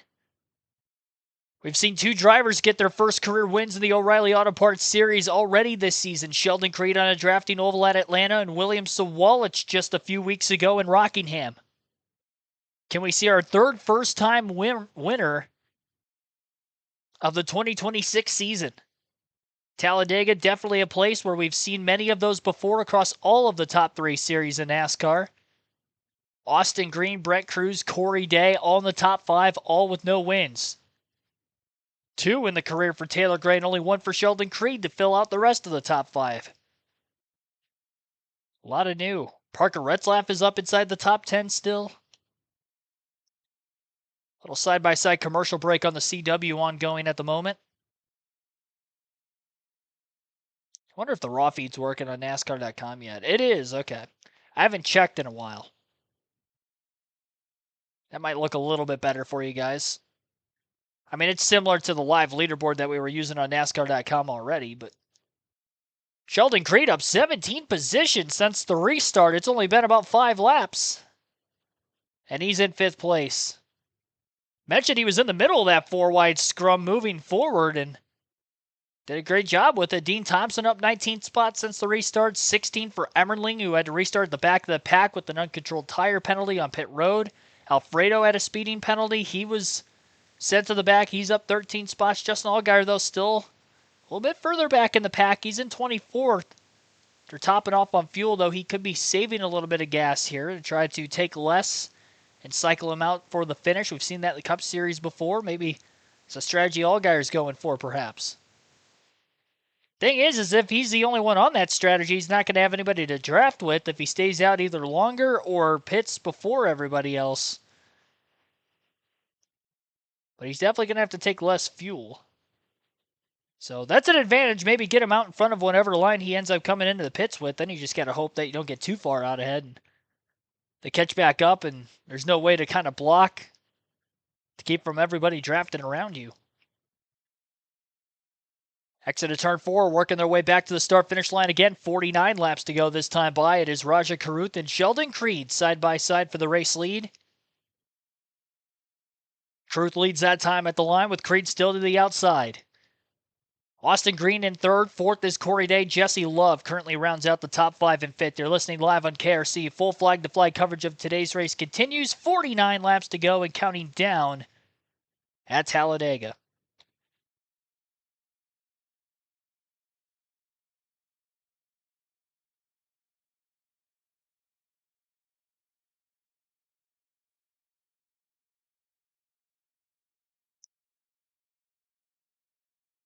Yeah, just less than 50 to go now, so we're going to close this chat poll off for who you think is going to win today's race. 52 votes were casted for who you think will win. 31% of those 52 votes going for somebody other than Justin Allgaier, Jesse Love, or Austin Hill. 27% taking Allgaier for the win. 23% have the poll sitter Love, and only 19% taking Austin Hill. Thank you to those who voted. Much appreciated.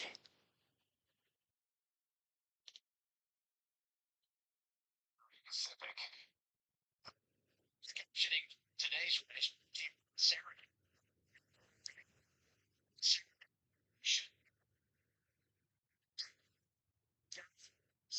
Start. And she had just been incredible after the penalty. The field he was actually leading our power. Season plus 28. Second car in line in that outside lane behind Rajah Caruth. Austin Green, whose dad David has the championship under his belt, continues at the front. And you got Jesse Love back up there. Just incredible what we've been seeing in this race today. And give some credit to Dean Thompson after the penalty. And I'm always asked, what makes Talladega so special? What is it about this place? It's this. Look at the racing that we had today. No one being a dominant car. We're right on board here. Cars.com with Corey Day. See the perspective he has. The racing though has just been awesome today. You see him be able to get to the bumper. That's what makes it good. When you get to the bumper and push the guy in front of you, it moves the lanes forwards and backwards, and it gives guys opportunities, ability to be able to pass, and we've got different players in the front now. You mentioned Austin Green. Didn't see him in the first 2 stages. Now all of a sudden these guys are showing up. There's different players every 2-3 laps. Jeff Burton, who's now third on the bottom right now. I mean, it was 2 laps ago. He was about 4 rows behind that on the top side. It's unbelievable the amount of turnover we're having at the front here today. And it just seems like the runs that generate, you can take them and use them for a long period of time. All these cars so close together. I have been starting to see some very low percentage moves, though. So I feel like the clock may be ticking percentage right? Some of these guys, because there have been some very tight moves. What it means by low percentage is high percentage of a wreck can happen from those moves. The other thing that's going to happen right now, Adam, is we're going to get into that point of guys maybe making a green flag stop. So you're going to see people trying to work to the bottom, because if you're going to pit, you got to get in the lower lane. You can't pit from those outside lanes. And it always shovels up the pack as that starts moving around. And what we had heard today, Wow. in 3 to go, is we would see that green flag pit stop here in the final stage. You guys talk about how competitive this race has been. A year ago, 26 lead changes. Spring race at Talladega. We've already had 28 here today. 3 wide at the front right now. And here comes the pole sitter right down the boulevard. Jesse Love in the 2. And he had a run, it disappeared. Now he has Sam Bear getting his rear bumper. Bit of a jack down the backstretch. And it just seems like even if you have the run at the front, immediately it's erased by some other car being a side draft here today. And so they're locked 3 wide for the front. Got to give some credit to Jesse Love, too. I know that we talked about RCR not having the cars they've had in the past. He's doing a great job of making the most of what he has. That car, it's not off a long ways. It's just not as dominant as it's been, and he's doing a really good job manipulating these lanes. And you mentioned the green flag pit stops. Historically, RCR is one of the first to pit road. They want to get out of the way the earliest, but if you look at the separation to him, to Austin Hill, it's 4 rows right there. Not many ECR-powered cars around them, so it's going to be interesting to see when they do decide to come to pit road. Well, they're also trapped in that mid lane. You got to find your way to the bottom before you can make your way to the pit lane. And we talk about being in control of this race. You know, RCR led almost 90% of the laps of the season opener at Daytona. That's not been the case today. Back to your point, Jamie, they have had to work through some challenges they don't normally face when it comes to competing in the draft. And give some love to Raja Caruth. 88 now showing the way and dancing in front. Got some green flag pit stops. Oh, Jesse Love coming in hot.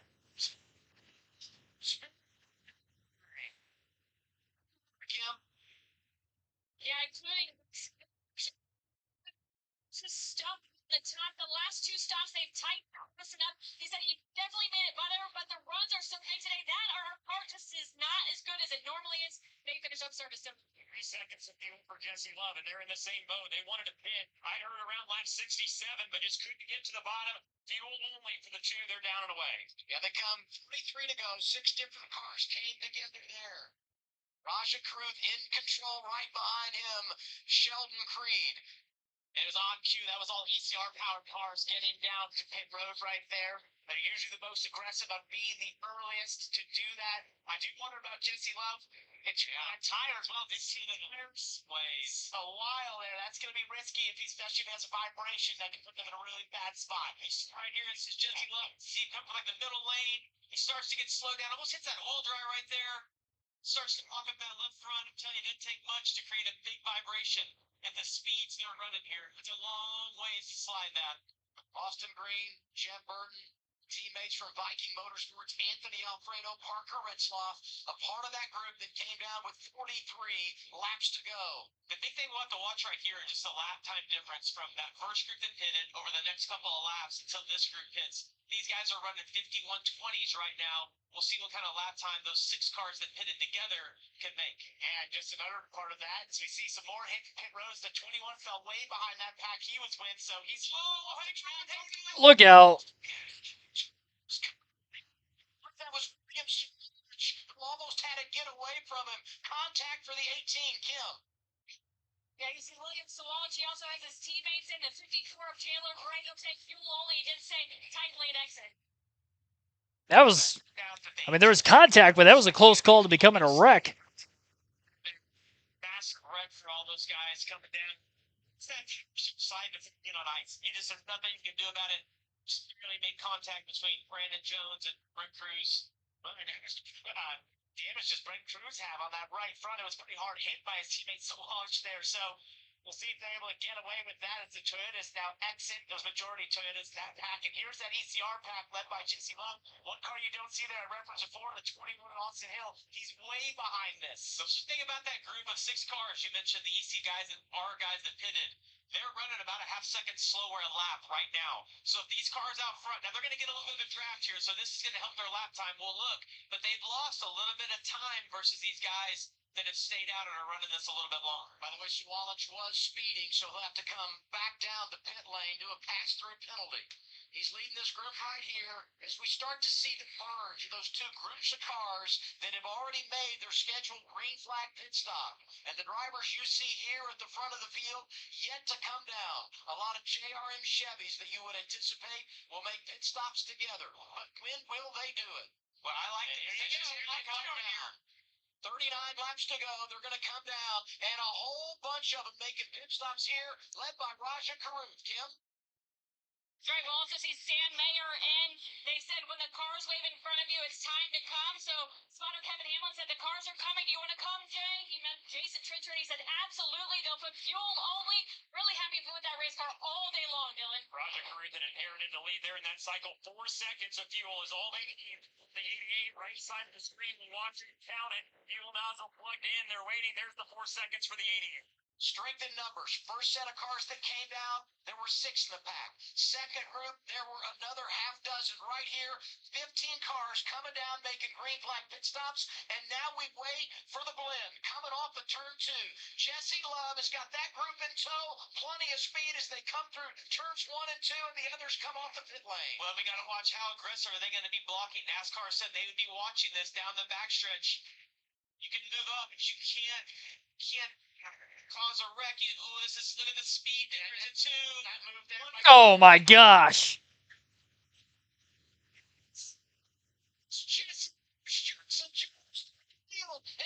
That was insane.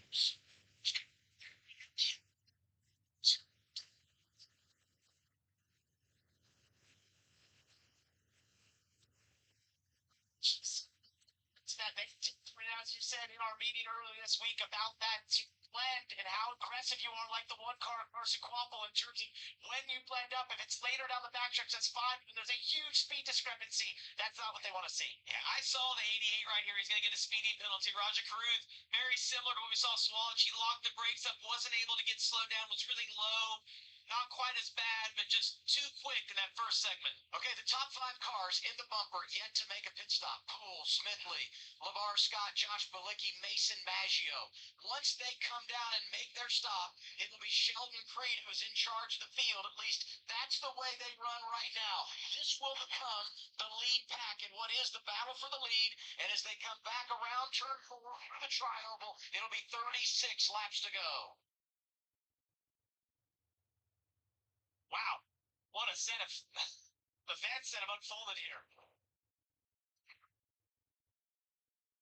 You know, we don't get to practice anymore in the draft. And one of the things you always see drivers practice is that mock run to pit road under green, anticipating these situations. And when you don't have it fresh in your mind, these are the things that can happen. Yeah, and I can tell you, William knew that was happening well before he got to those cars. You see the 21 right here. Stall's leaving his pit stall. That's why he was so far behind the pack. Loss, that's just the time you cannot lose when everyone's shooting fuel only. To stay with the cars you pitted with as Brennan Poole hits pit road.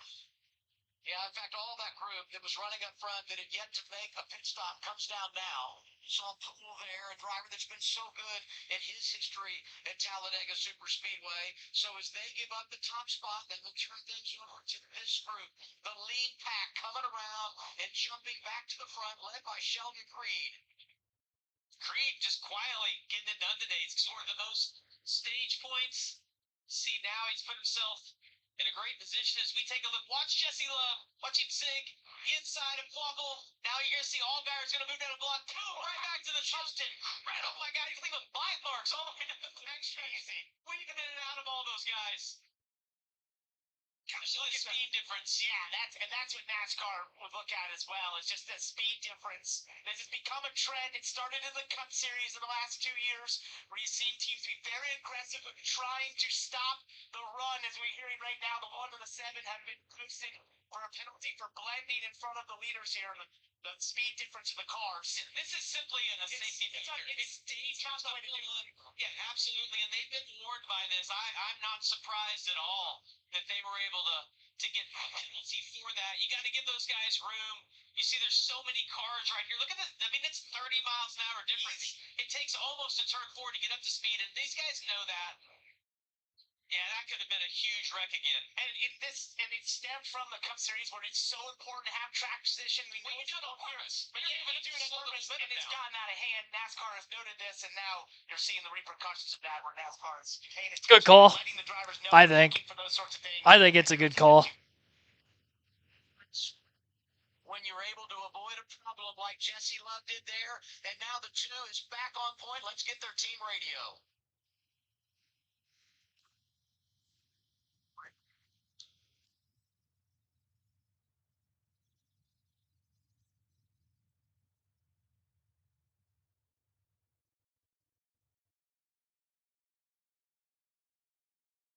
Well, saw this, and you can hear it. Literally, you can't necessarily see it inside the car, but you can hear the vibration. And the fact is, Jesse, they don't know if that's going to blow. It's a maybe, may blow, may not. That's a scary place to be in. Justin Allgaier radio now. He just came down and made his pass-through penalty after coming up and having the blend line violation. Getting a penalty for feeding cars that remain on a racetrack. I don't know what that means. Because they watch every Cup race, it's exactly the same. So, you know what, I talked to Eric Peterson, director of the O'Reilly Auto Parts Series, about this when he mentioned it to us earlier this week. He said it was actually the Cup race last year that really had them talking about this. They've got to get it under control. Yeah, they detailed it with us, and he said to me, it's going to be a blend line violation is how he would describe that and define it. A lot more detail given there from the spotter stand. Bottom line is, both the 7 and the 1 at Quapple are going to need a caution to get back in this thing. And to close the loop on it, what NASCAR wanted them to do was to stay low on the backstretch, let the faster cars go around the outside, and most likely, if that had happened down in turn 4 with a speed discrepancy, it was a penalty, not a penalty. This has just been some kind of race, and we've still got more than 30 to go. You're watching the O'Reilly Auto Parts Series live from Talladega Super Speedway. Glad you're with us on CW. All right, Jesse Love back out in front of the pack following green flag pit stops, right where he started the race on pole, which was the first place position here today. He's back out in front. And Jeremy Clements trails in the second place position. Then you got Sammy Smith third, Ryan Sieg fourth, Blaine Perkins in fifth, Jeb Burton in sixth place. Seventh place is Austin Green, Dean Thompson ninth, and rounding out the top 10 is Brandon Jones. 11th, Taylor Gray, Sheldon Creed in 12th. 13th, Sam Mayer, Parker Rutzlaff 14th, Anthony Alfredo 15th, Brent Cruz in 16th, Harrison Burton 17th, J.J. Yaley 18th, 19th is Patrick Emmerling, and 20th, Kyle Sieg. Joey Gason 21st, LeVar Scott 22nd, 23rd, Austin Hill, 24th, Josh Balicki, Brendan Poole 25th, Mason Maggio in 26th, Garrett Smithley 27th, Tyler Ankrum in 28th, Natalie Decker 29th, Dawson Cram 30th, Carson Quapple and Justin Allgaier with the blend line violations there, 31st and 32nd after the green flag pit stops. Raja Crew 33rd, William Sawalage 34th, and that rounds out the field of lead lap cars, that is. And then 35th, first car lap down currently is Ryan Ellis, Josh Williams in 36th, Patrick Starpoli 6 laps down with severe damage after that first lap crash. He's in 37th, 38th, David Starr out of the race from that first lap crash itself. So only one car that is actually out. Jesse Love leads, 32 lead changes, 3 cautions. We're on lap 84 of 113. And this thing is just blowing by fast. We're an hour and 33 minutes into this thing. But because there hasn't been a caution for incident since that opening lap, the only 2 yellows since then have been the 2 stage breaks. This has been a very fast 300-mile race at Talladega thus far. We'll see if it will continue on. The aggressiveness from really lap 1, even after that crash, has just been at an all-time high. Every lap feels like it's the last. It seems like it is the race within the race still to this point, but we are boiling things over quickly, and the checkered flag is going to drop before long. We're going to see who's going to get the race win here today at Talladega. Race number 11 of the 2026 O'Reilly Auto Parts Series season continues on KRC. You're listening live to the O'Reilly Auto Parts at Dega.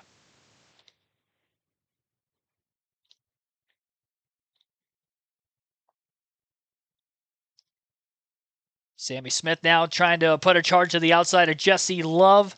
Side by side at the start-finish line, and it will be Sammy Smith leading this time by at the line. 29 laps to go now at Talladega.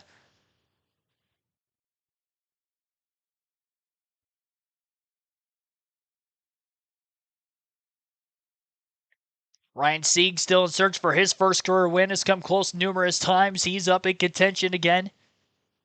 Talking about drivers without a win in the O'Reilly Auto Parts Series, 3 of them in the top 5 again, a different cast of which would Sieg third, Day in fourth, and Blaine Perkins rounding out the top 5 and 5th. 28 laps to go for Sammy Smith in the 8 car, another former Talladega winner. One of a handful in the field. Leading the way in the number 8. Crowd's got to be loving that.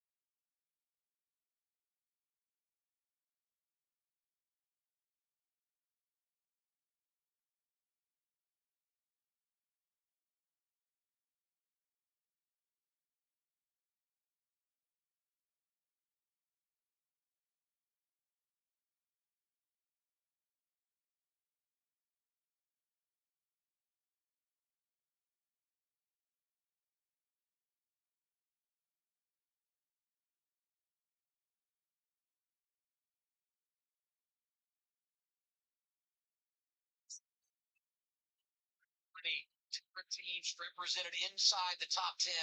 And oh, by the way, we've got $100,000 on the line. Best of the bunch going for the NASCAR.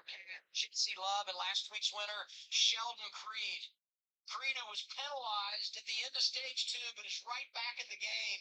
And look at teammates from Jordan Anderson racing outside lane. Blaine Perkins, Jeff Burton, as Jesse Love jumps out front again. And for Jeff Burton, if you watched our pre-race, you know how close he came to winning this race last year. He teared up in a piece looking back at that, how close he was and how much it means to win races, or at least have the chance to win races in the O'Reilly Series. He's been keeping up front as he just gets shoved to the middle there by Sam Mayer, but he's been fighting up here best he can throughout this race. What a huge day this could be. And one thing to keep in mind, guys, if you're in this lead pack right now, the winners of the first stage and the second stage have been penalized in this stage, and they're now not a factor in this. So you potentially eliminated 2 of the best cars racing for the win. Well, and Anthony Alfredo qualified in the top 10, has been competitive all day long. They had the speeding penalty, and he too, who was penalized, now has lost a lap. You saw the leaders go around him. Alfredo gonna need a caution here. 1 lap down in 34 for driver 96. And if you look at how much smaller this pack is, the racing is different. When you have all 35, you have 35, 36 cars in a pack, it's different. There's so much energy. That's why we saw all those passes at the beginning. The fact that now we're down to like a 20-car draft, it's a lot harder to make passes. Where Jesse Love right now, it's a great position because it's so much harder to get to the lead. So let's see how good these 24 laps to go. Jesse Love does continue to lead.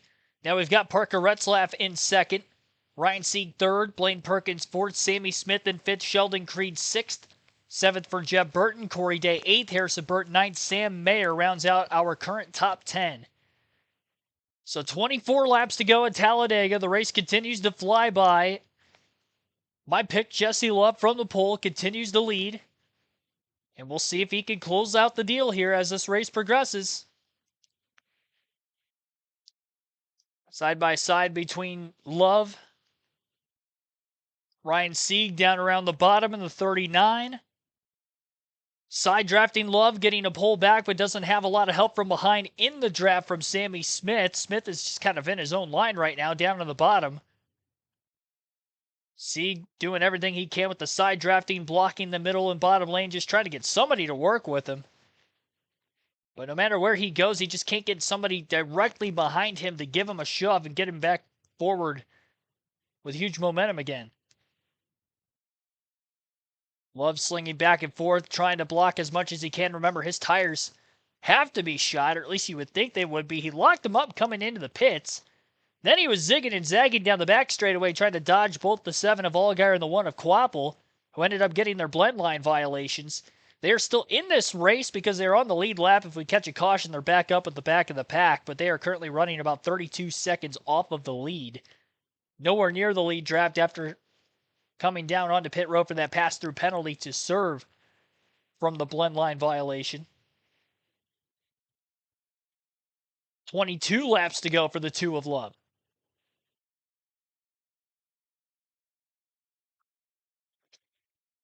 Honestly, though, if the racing we have seen so far today, if it stays green to the end, this might be one of the more immaculate O'Reilly Series races at Talladega we've probably seen, because there has been aggressiveness from the drop of the green flag, and outside of that opening lap incident when everybody was still building the speed and only 3 cars were involved in the crash, only 1 was actually taken out of the race due to the wreck. It's been clean and green ever since. But it hasn't been by just riding around, just trying to stay out of trouble at that point. It seems like they're still trying to cause trouble at any given corner, but doing a great job listening to their spotters, making the moves that they need to move at the time, despite how aggressive they are, to just try to get themselves in the best position. And we've seen very little contact side to side to kind of cause anything. There's definitely been some close calls, that's for certain.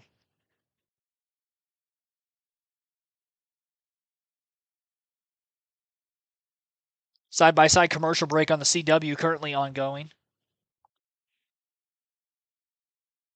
A little bit of 3 wide. This front pack of cars right now, after the green flag pit stops, has been dwindled down to 16. So then 17th place Patrick Emmerling is about 6.8 seconds off of the race lead. He's in a 3-car pack with himself, Kyle Sieg, and Joey Gase. Then you got another pack of cars further back behind that. Austin Hill had a slow pit stop. He's drafting with Josh Bilicki, Brennan Poole, Mason Maggio, and Garrett Smithley, who are of the last cars to hit the pits during the green flag cycle. So he slipped back to them, and then you got Quapple and Allgaier, 2 cars by themselves. They're now 36 seconds off of the lead. And then pit road penalties during the pit stops, both for speeding for Raja Karuth and William Sawalich. They're 42 seconds back at 28th and 29th on damaged Tyler Ankrum with them. Natalie Decker, Dawson Cram also with them. Taylor Gray is actually back there in the running order. He's the last car in the lead lap, 41 seconds out of the lead in the 33rd place position. The lap time's running between 49, 50 plus seconds on the racetrack with these O'Reilly cars at this 2.66 mile oval. Shouldn't have to worry about them going a lap down with only 19 laps to go, knowing that they do have some sort of a draft. And even when Quapple and Allgaier get caught with just a 2-car draft and they're losing about a half a second or so every lap, they should be good to get back in line with those cars and just riding it out, hoping for a yellow to get them back in contention. don't want to say it, but at the same time, if it's the big one and it takes out a huge number of cars, it's going to move them up track position-wise for a late restart as well. They also want that caution to come so they have enough green flag laps to try to get through the pack, because if it's just a couple lap dash of the checker, an overtime finish of some kind, they're just not going to have enough time to actually cut through the pack and get there for the win. Not from well outside of the top 10. The 0-2 car going a lap down off the exit of turn 2 down the back straightaway. That would be, I believe, Ryan Ellis, who is actually losing a second lap at the moment. First car one lap down is Anthony Alfredo in the 96. And he's in the 33rd place position. Jeff Burton all over the racetrack trying to get back in line after getting shuffled to the middle groove. In danger of falling out of the top 10 now, almost crowded. The 17 of Corey Day causing an incident on that bottom line exiting turn 4 the last time by. Jesse Love has been in good control of this race ever since the green flag pit stop cycled out. When he got to the lead after the last of the lead lap cars pitted with just north of 30 laps to go, he's held on to it ever since. We have been sitting at 34 lead changes for the last at least 12 laps, probably even more than that, honestly. I'm probably being generous. It's probably getting close to about 20 laps. He's led 27 in the race today, which is actually the most of any driver, but we haven't seen any kind of dominance from any of the RCR cars until just now for the first time. And it's just crazy that he's doing that on tires that you would think are going to be shot. You just hope he doesn't have a vibration, and you hope the tires can last to the finish. Would be a developing story. He was also of the first cars to hit pit road. So with that being said, I believe the number of laps left when he was on pit road was 43, coming to 42 laps to go. He's going to have to go 42 all the way to the end. Sam Mayer's got a problem. He's loose off of turn 2, slides to the apron, makes a save, keeps his foot in the gas, blends back into line at the tail end of this lead pack, and we do stay green. I would imagine he had contact from behind, but it was tough to tell who was behind him. Maybe the air got taken off the rear spoiler, but needless to say, what a save by Sam Mayer. Rutzlaff was right behind him, and yeah, he did get into him right off the exit of turn 2 where the cars get light from the banking to the flatness of the straightaway. That was a big touch. It doesn't take much, but at these high-rated speeds, that was definitely a big push. I don't think Retzlaff was trying to push him. I think he just had a big closing rate and fortunately got into the back of Mayer. Hard telling if Mayer maybe lifted as he was getting close to, but great save by Sam Mayer. Not only keeps the race green, but keeps himself in the race. The problem is if this runs green to the finish, and after that happened, it is now single file. If he can't get through the pack, that's going to be another poor finish for Mayer.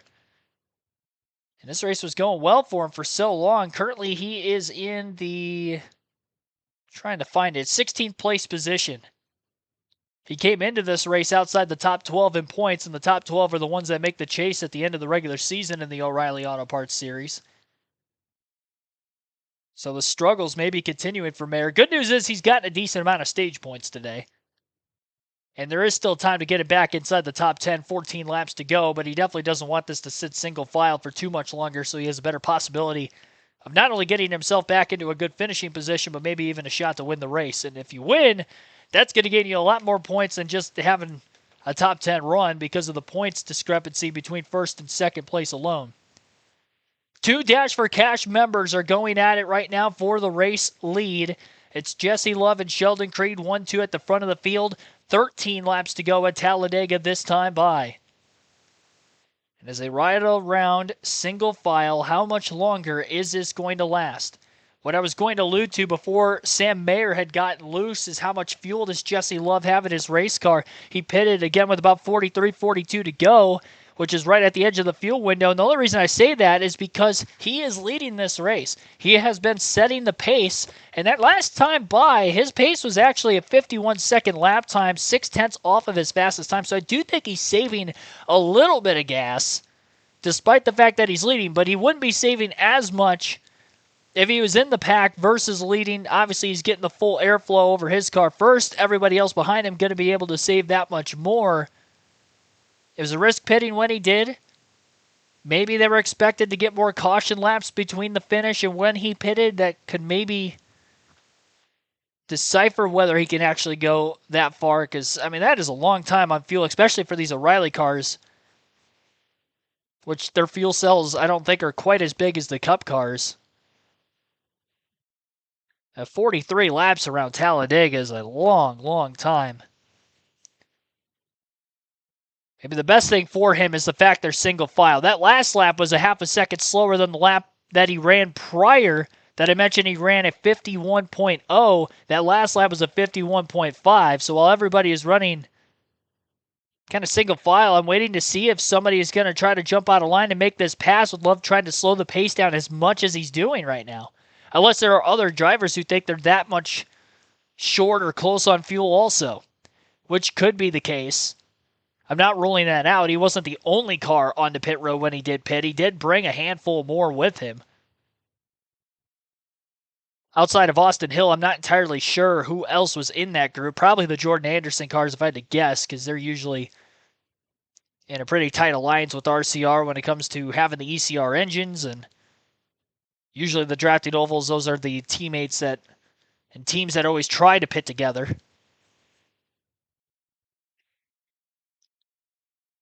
Check the like goal. Make sure that we get to our like goal of 50 for today's live commentary stream, and we are currently at 52. So thank you very much for hitting the like button. Still be sure to do so if you haven't yet. Subscribe for more NASCAR content and live commentary streams like this every NASCAR race weekend.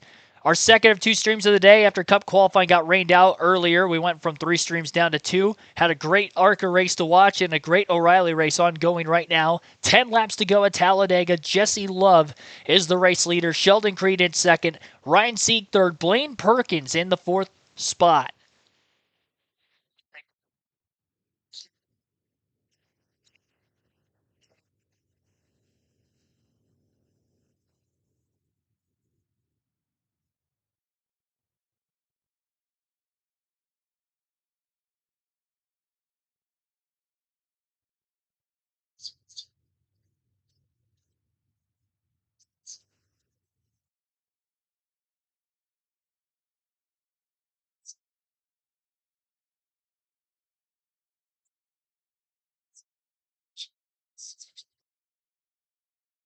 That's what he's referencing as a spotter. And a lot of it is position, where kind of throttle you're using, when you use the brake and not letting yourself get too far out, but then also not making yourself vulnerable.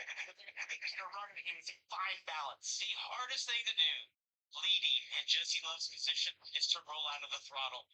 But he's doing it a ton right now. It's so hard though inside to lift and keep that gap where you need it, because if you mistime that and Creed gets a little bit of a run and you roll out of the gas, you're almost more upset that you just I should have stayed wide open and hoped the timing worked out for me. But there's so much management going on inside of the 2-car right now.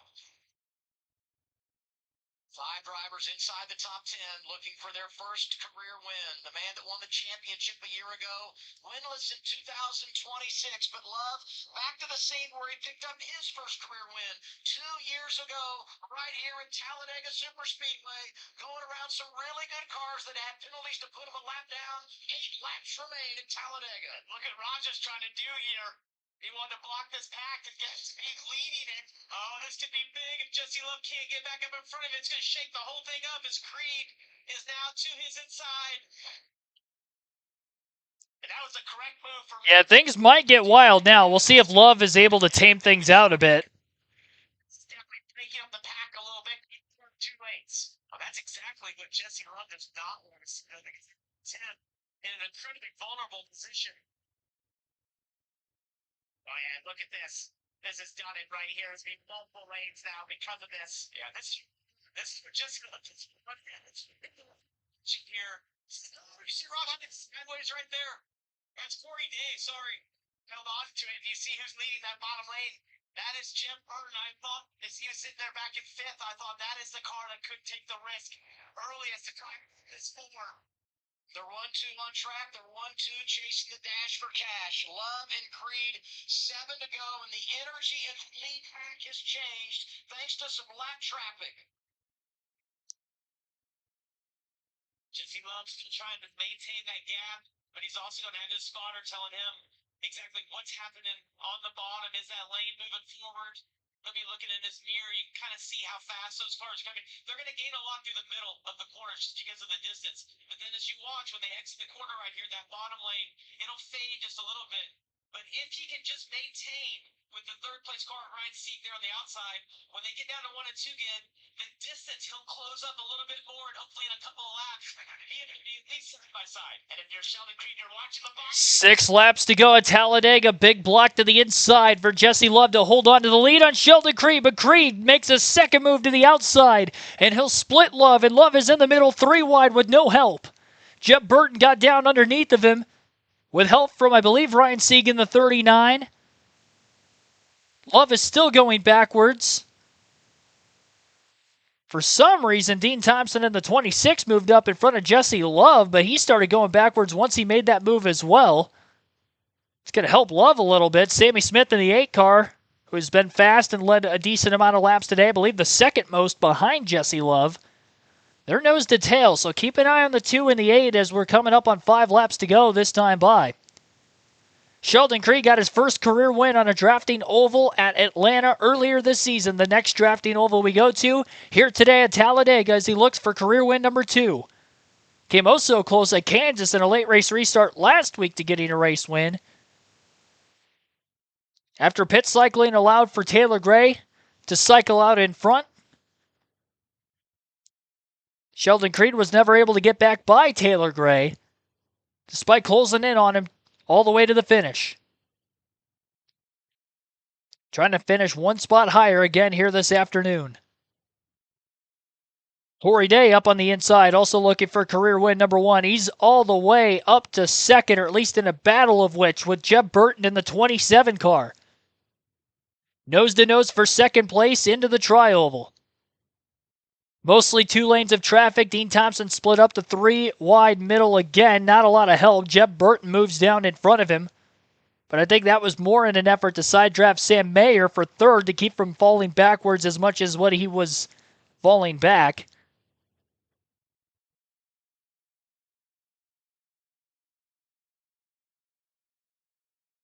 Sheldon Creed not only leading the pack, but keeping control of things right now. We're coming up on 3 laps to go this time by once they reach the exit of turn 4 and head down this long front stretch at Talladega.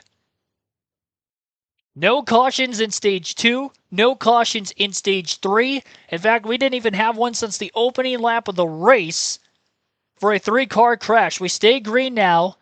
This front lead pack getting spread apart quite a bit. There's a big gap between the second and third place cars of Mayer and Day. And remember, Mayer had gotten shuffled out of line after having to make a gigantic save off of turn 2 about a dozen laps ago. He fell back to 16th. He was riding in line, kind of trapped until things got scattered apart. It did, and luckily enough time for him to move forward. And here he is in the top 5 again late. Sammy Smith, who was stuck in line behind Jesse Love in the 2, broke out of line, somehow found himself all the way up to the front of the pack, while Jesse Love still mired back in the middle of it. Middle 3 wide is Jesse Love sandwiched with nowhere to go. Corey Day now to the inside after a big push from Sam Mayer. Contact now between Day and Creed, and Mayer's going to take the lead on the bottom because of which. Mayer can't get clear of Day, though. They're still 3 wide for the lead. 41, 17, and 00. 2 laps to go.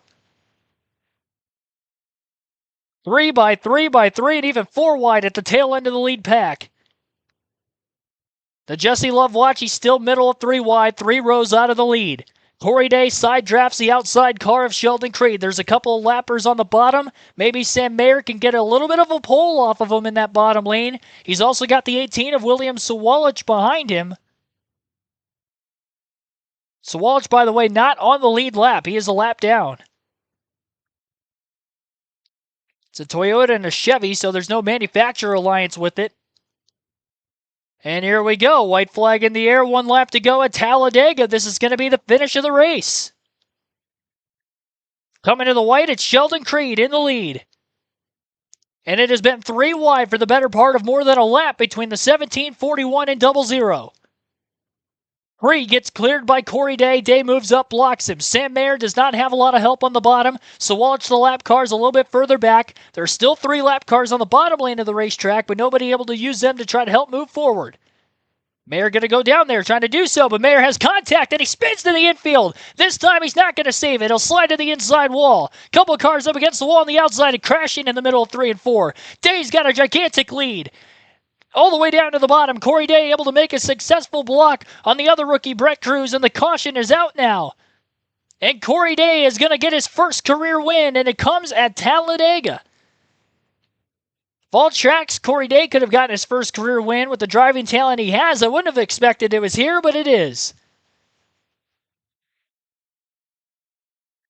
The big one, if you will, on the final lap, causing the caution as they came to the exit of turn 4, was the only caution we had seen since lap 1. We had a caution on the first lap and the last lap, and that was it today.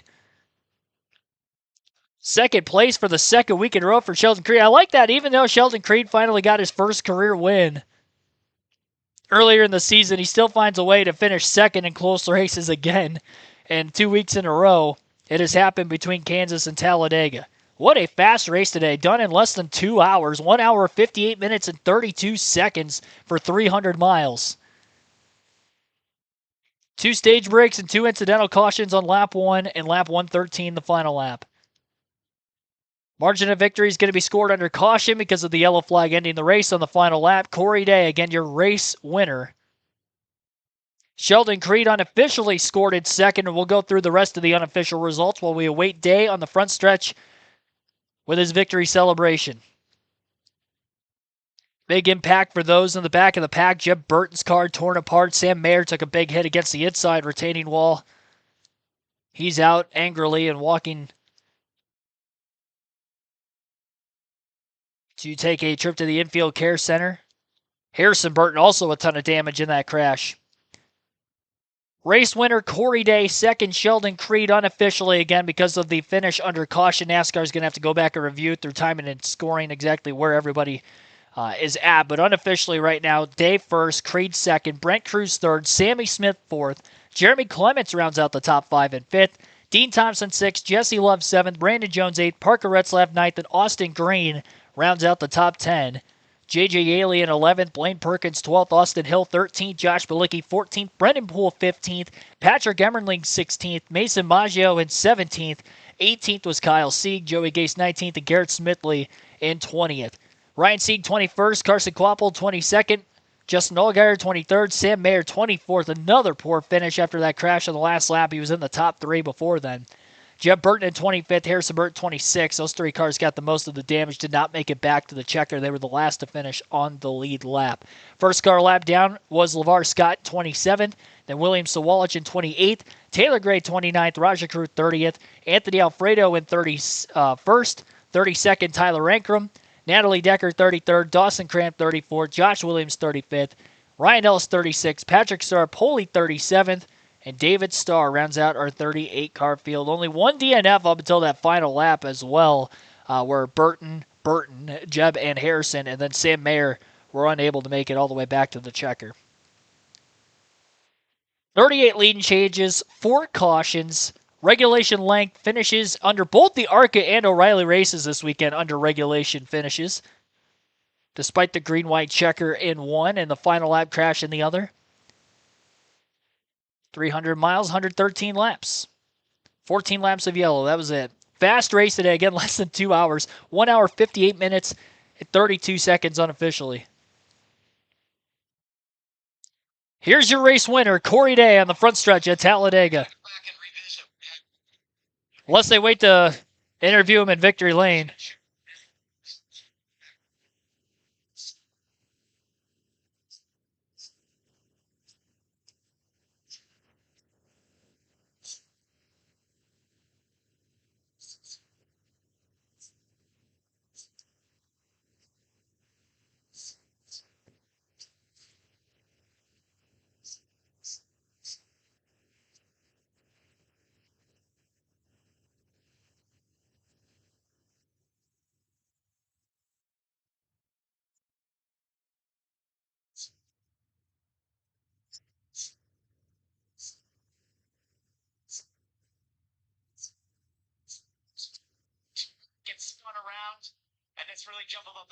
you see Jeb getting the wall there, which then upsets the 39 of Sieg.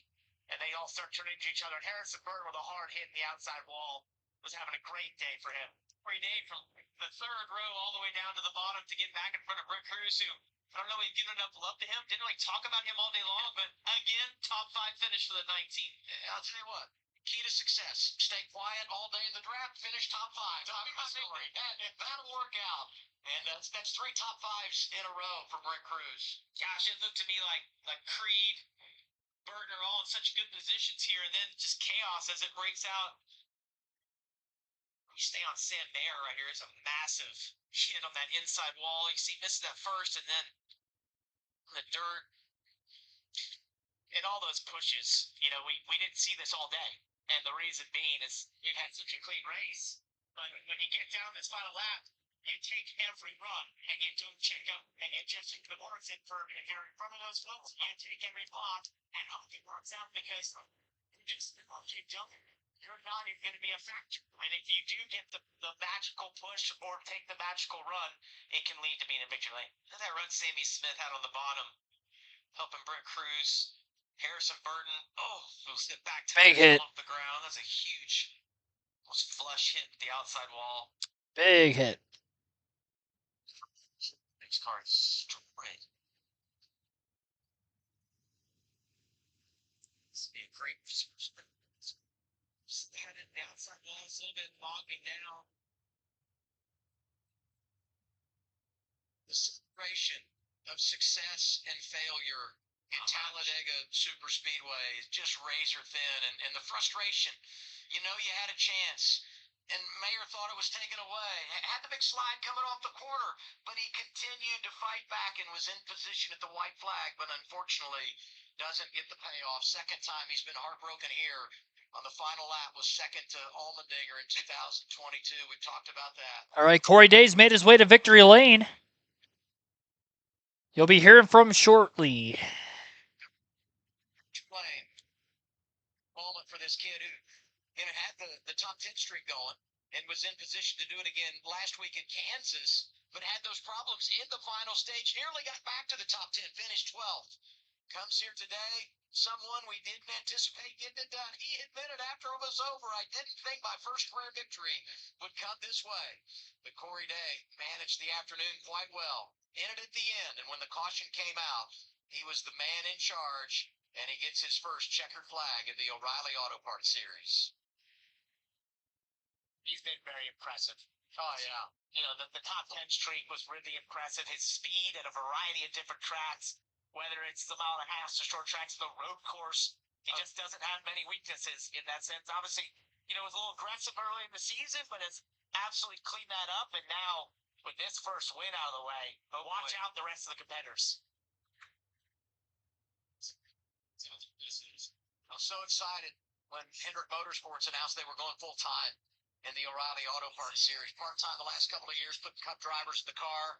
But this year belongs to Corey Day, and he's given Mr. H everything he wanted and more.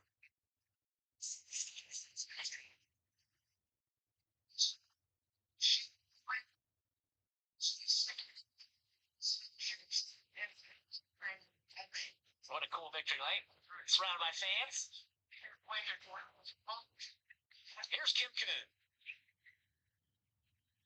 And this is actually the second win of the week for Corey Day. Won a high-limit sprint car race in Eagle, Nebraska earlier in the week, then caps it off with his first O'Reilly Auto Parts Series win. Man, when you think about what it means to win for Mr. Hendrick, what you dreamt about in terms of your first win, does it match what you thought it was going to be? I sure as hell didn't think it'd be at a super speedway. So it's awesome. The Hendrick legacy is so strong in super speedways, and my 17 guys just built me a rocket ship. So hats off to Adam, Becker, Jordan, Michael, everyone back at the shop that builds these things every week for me.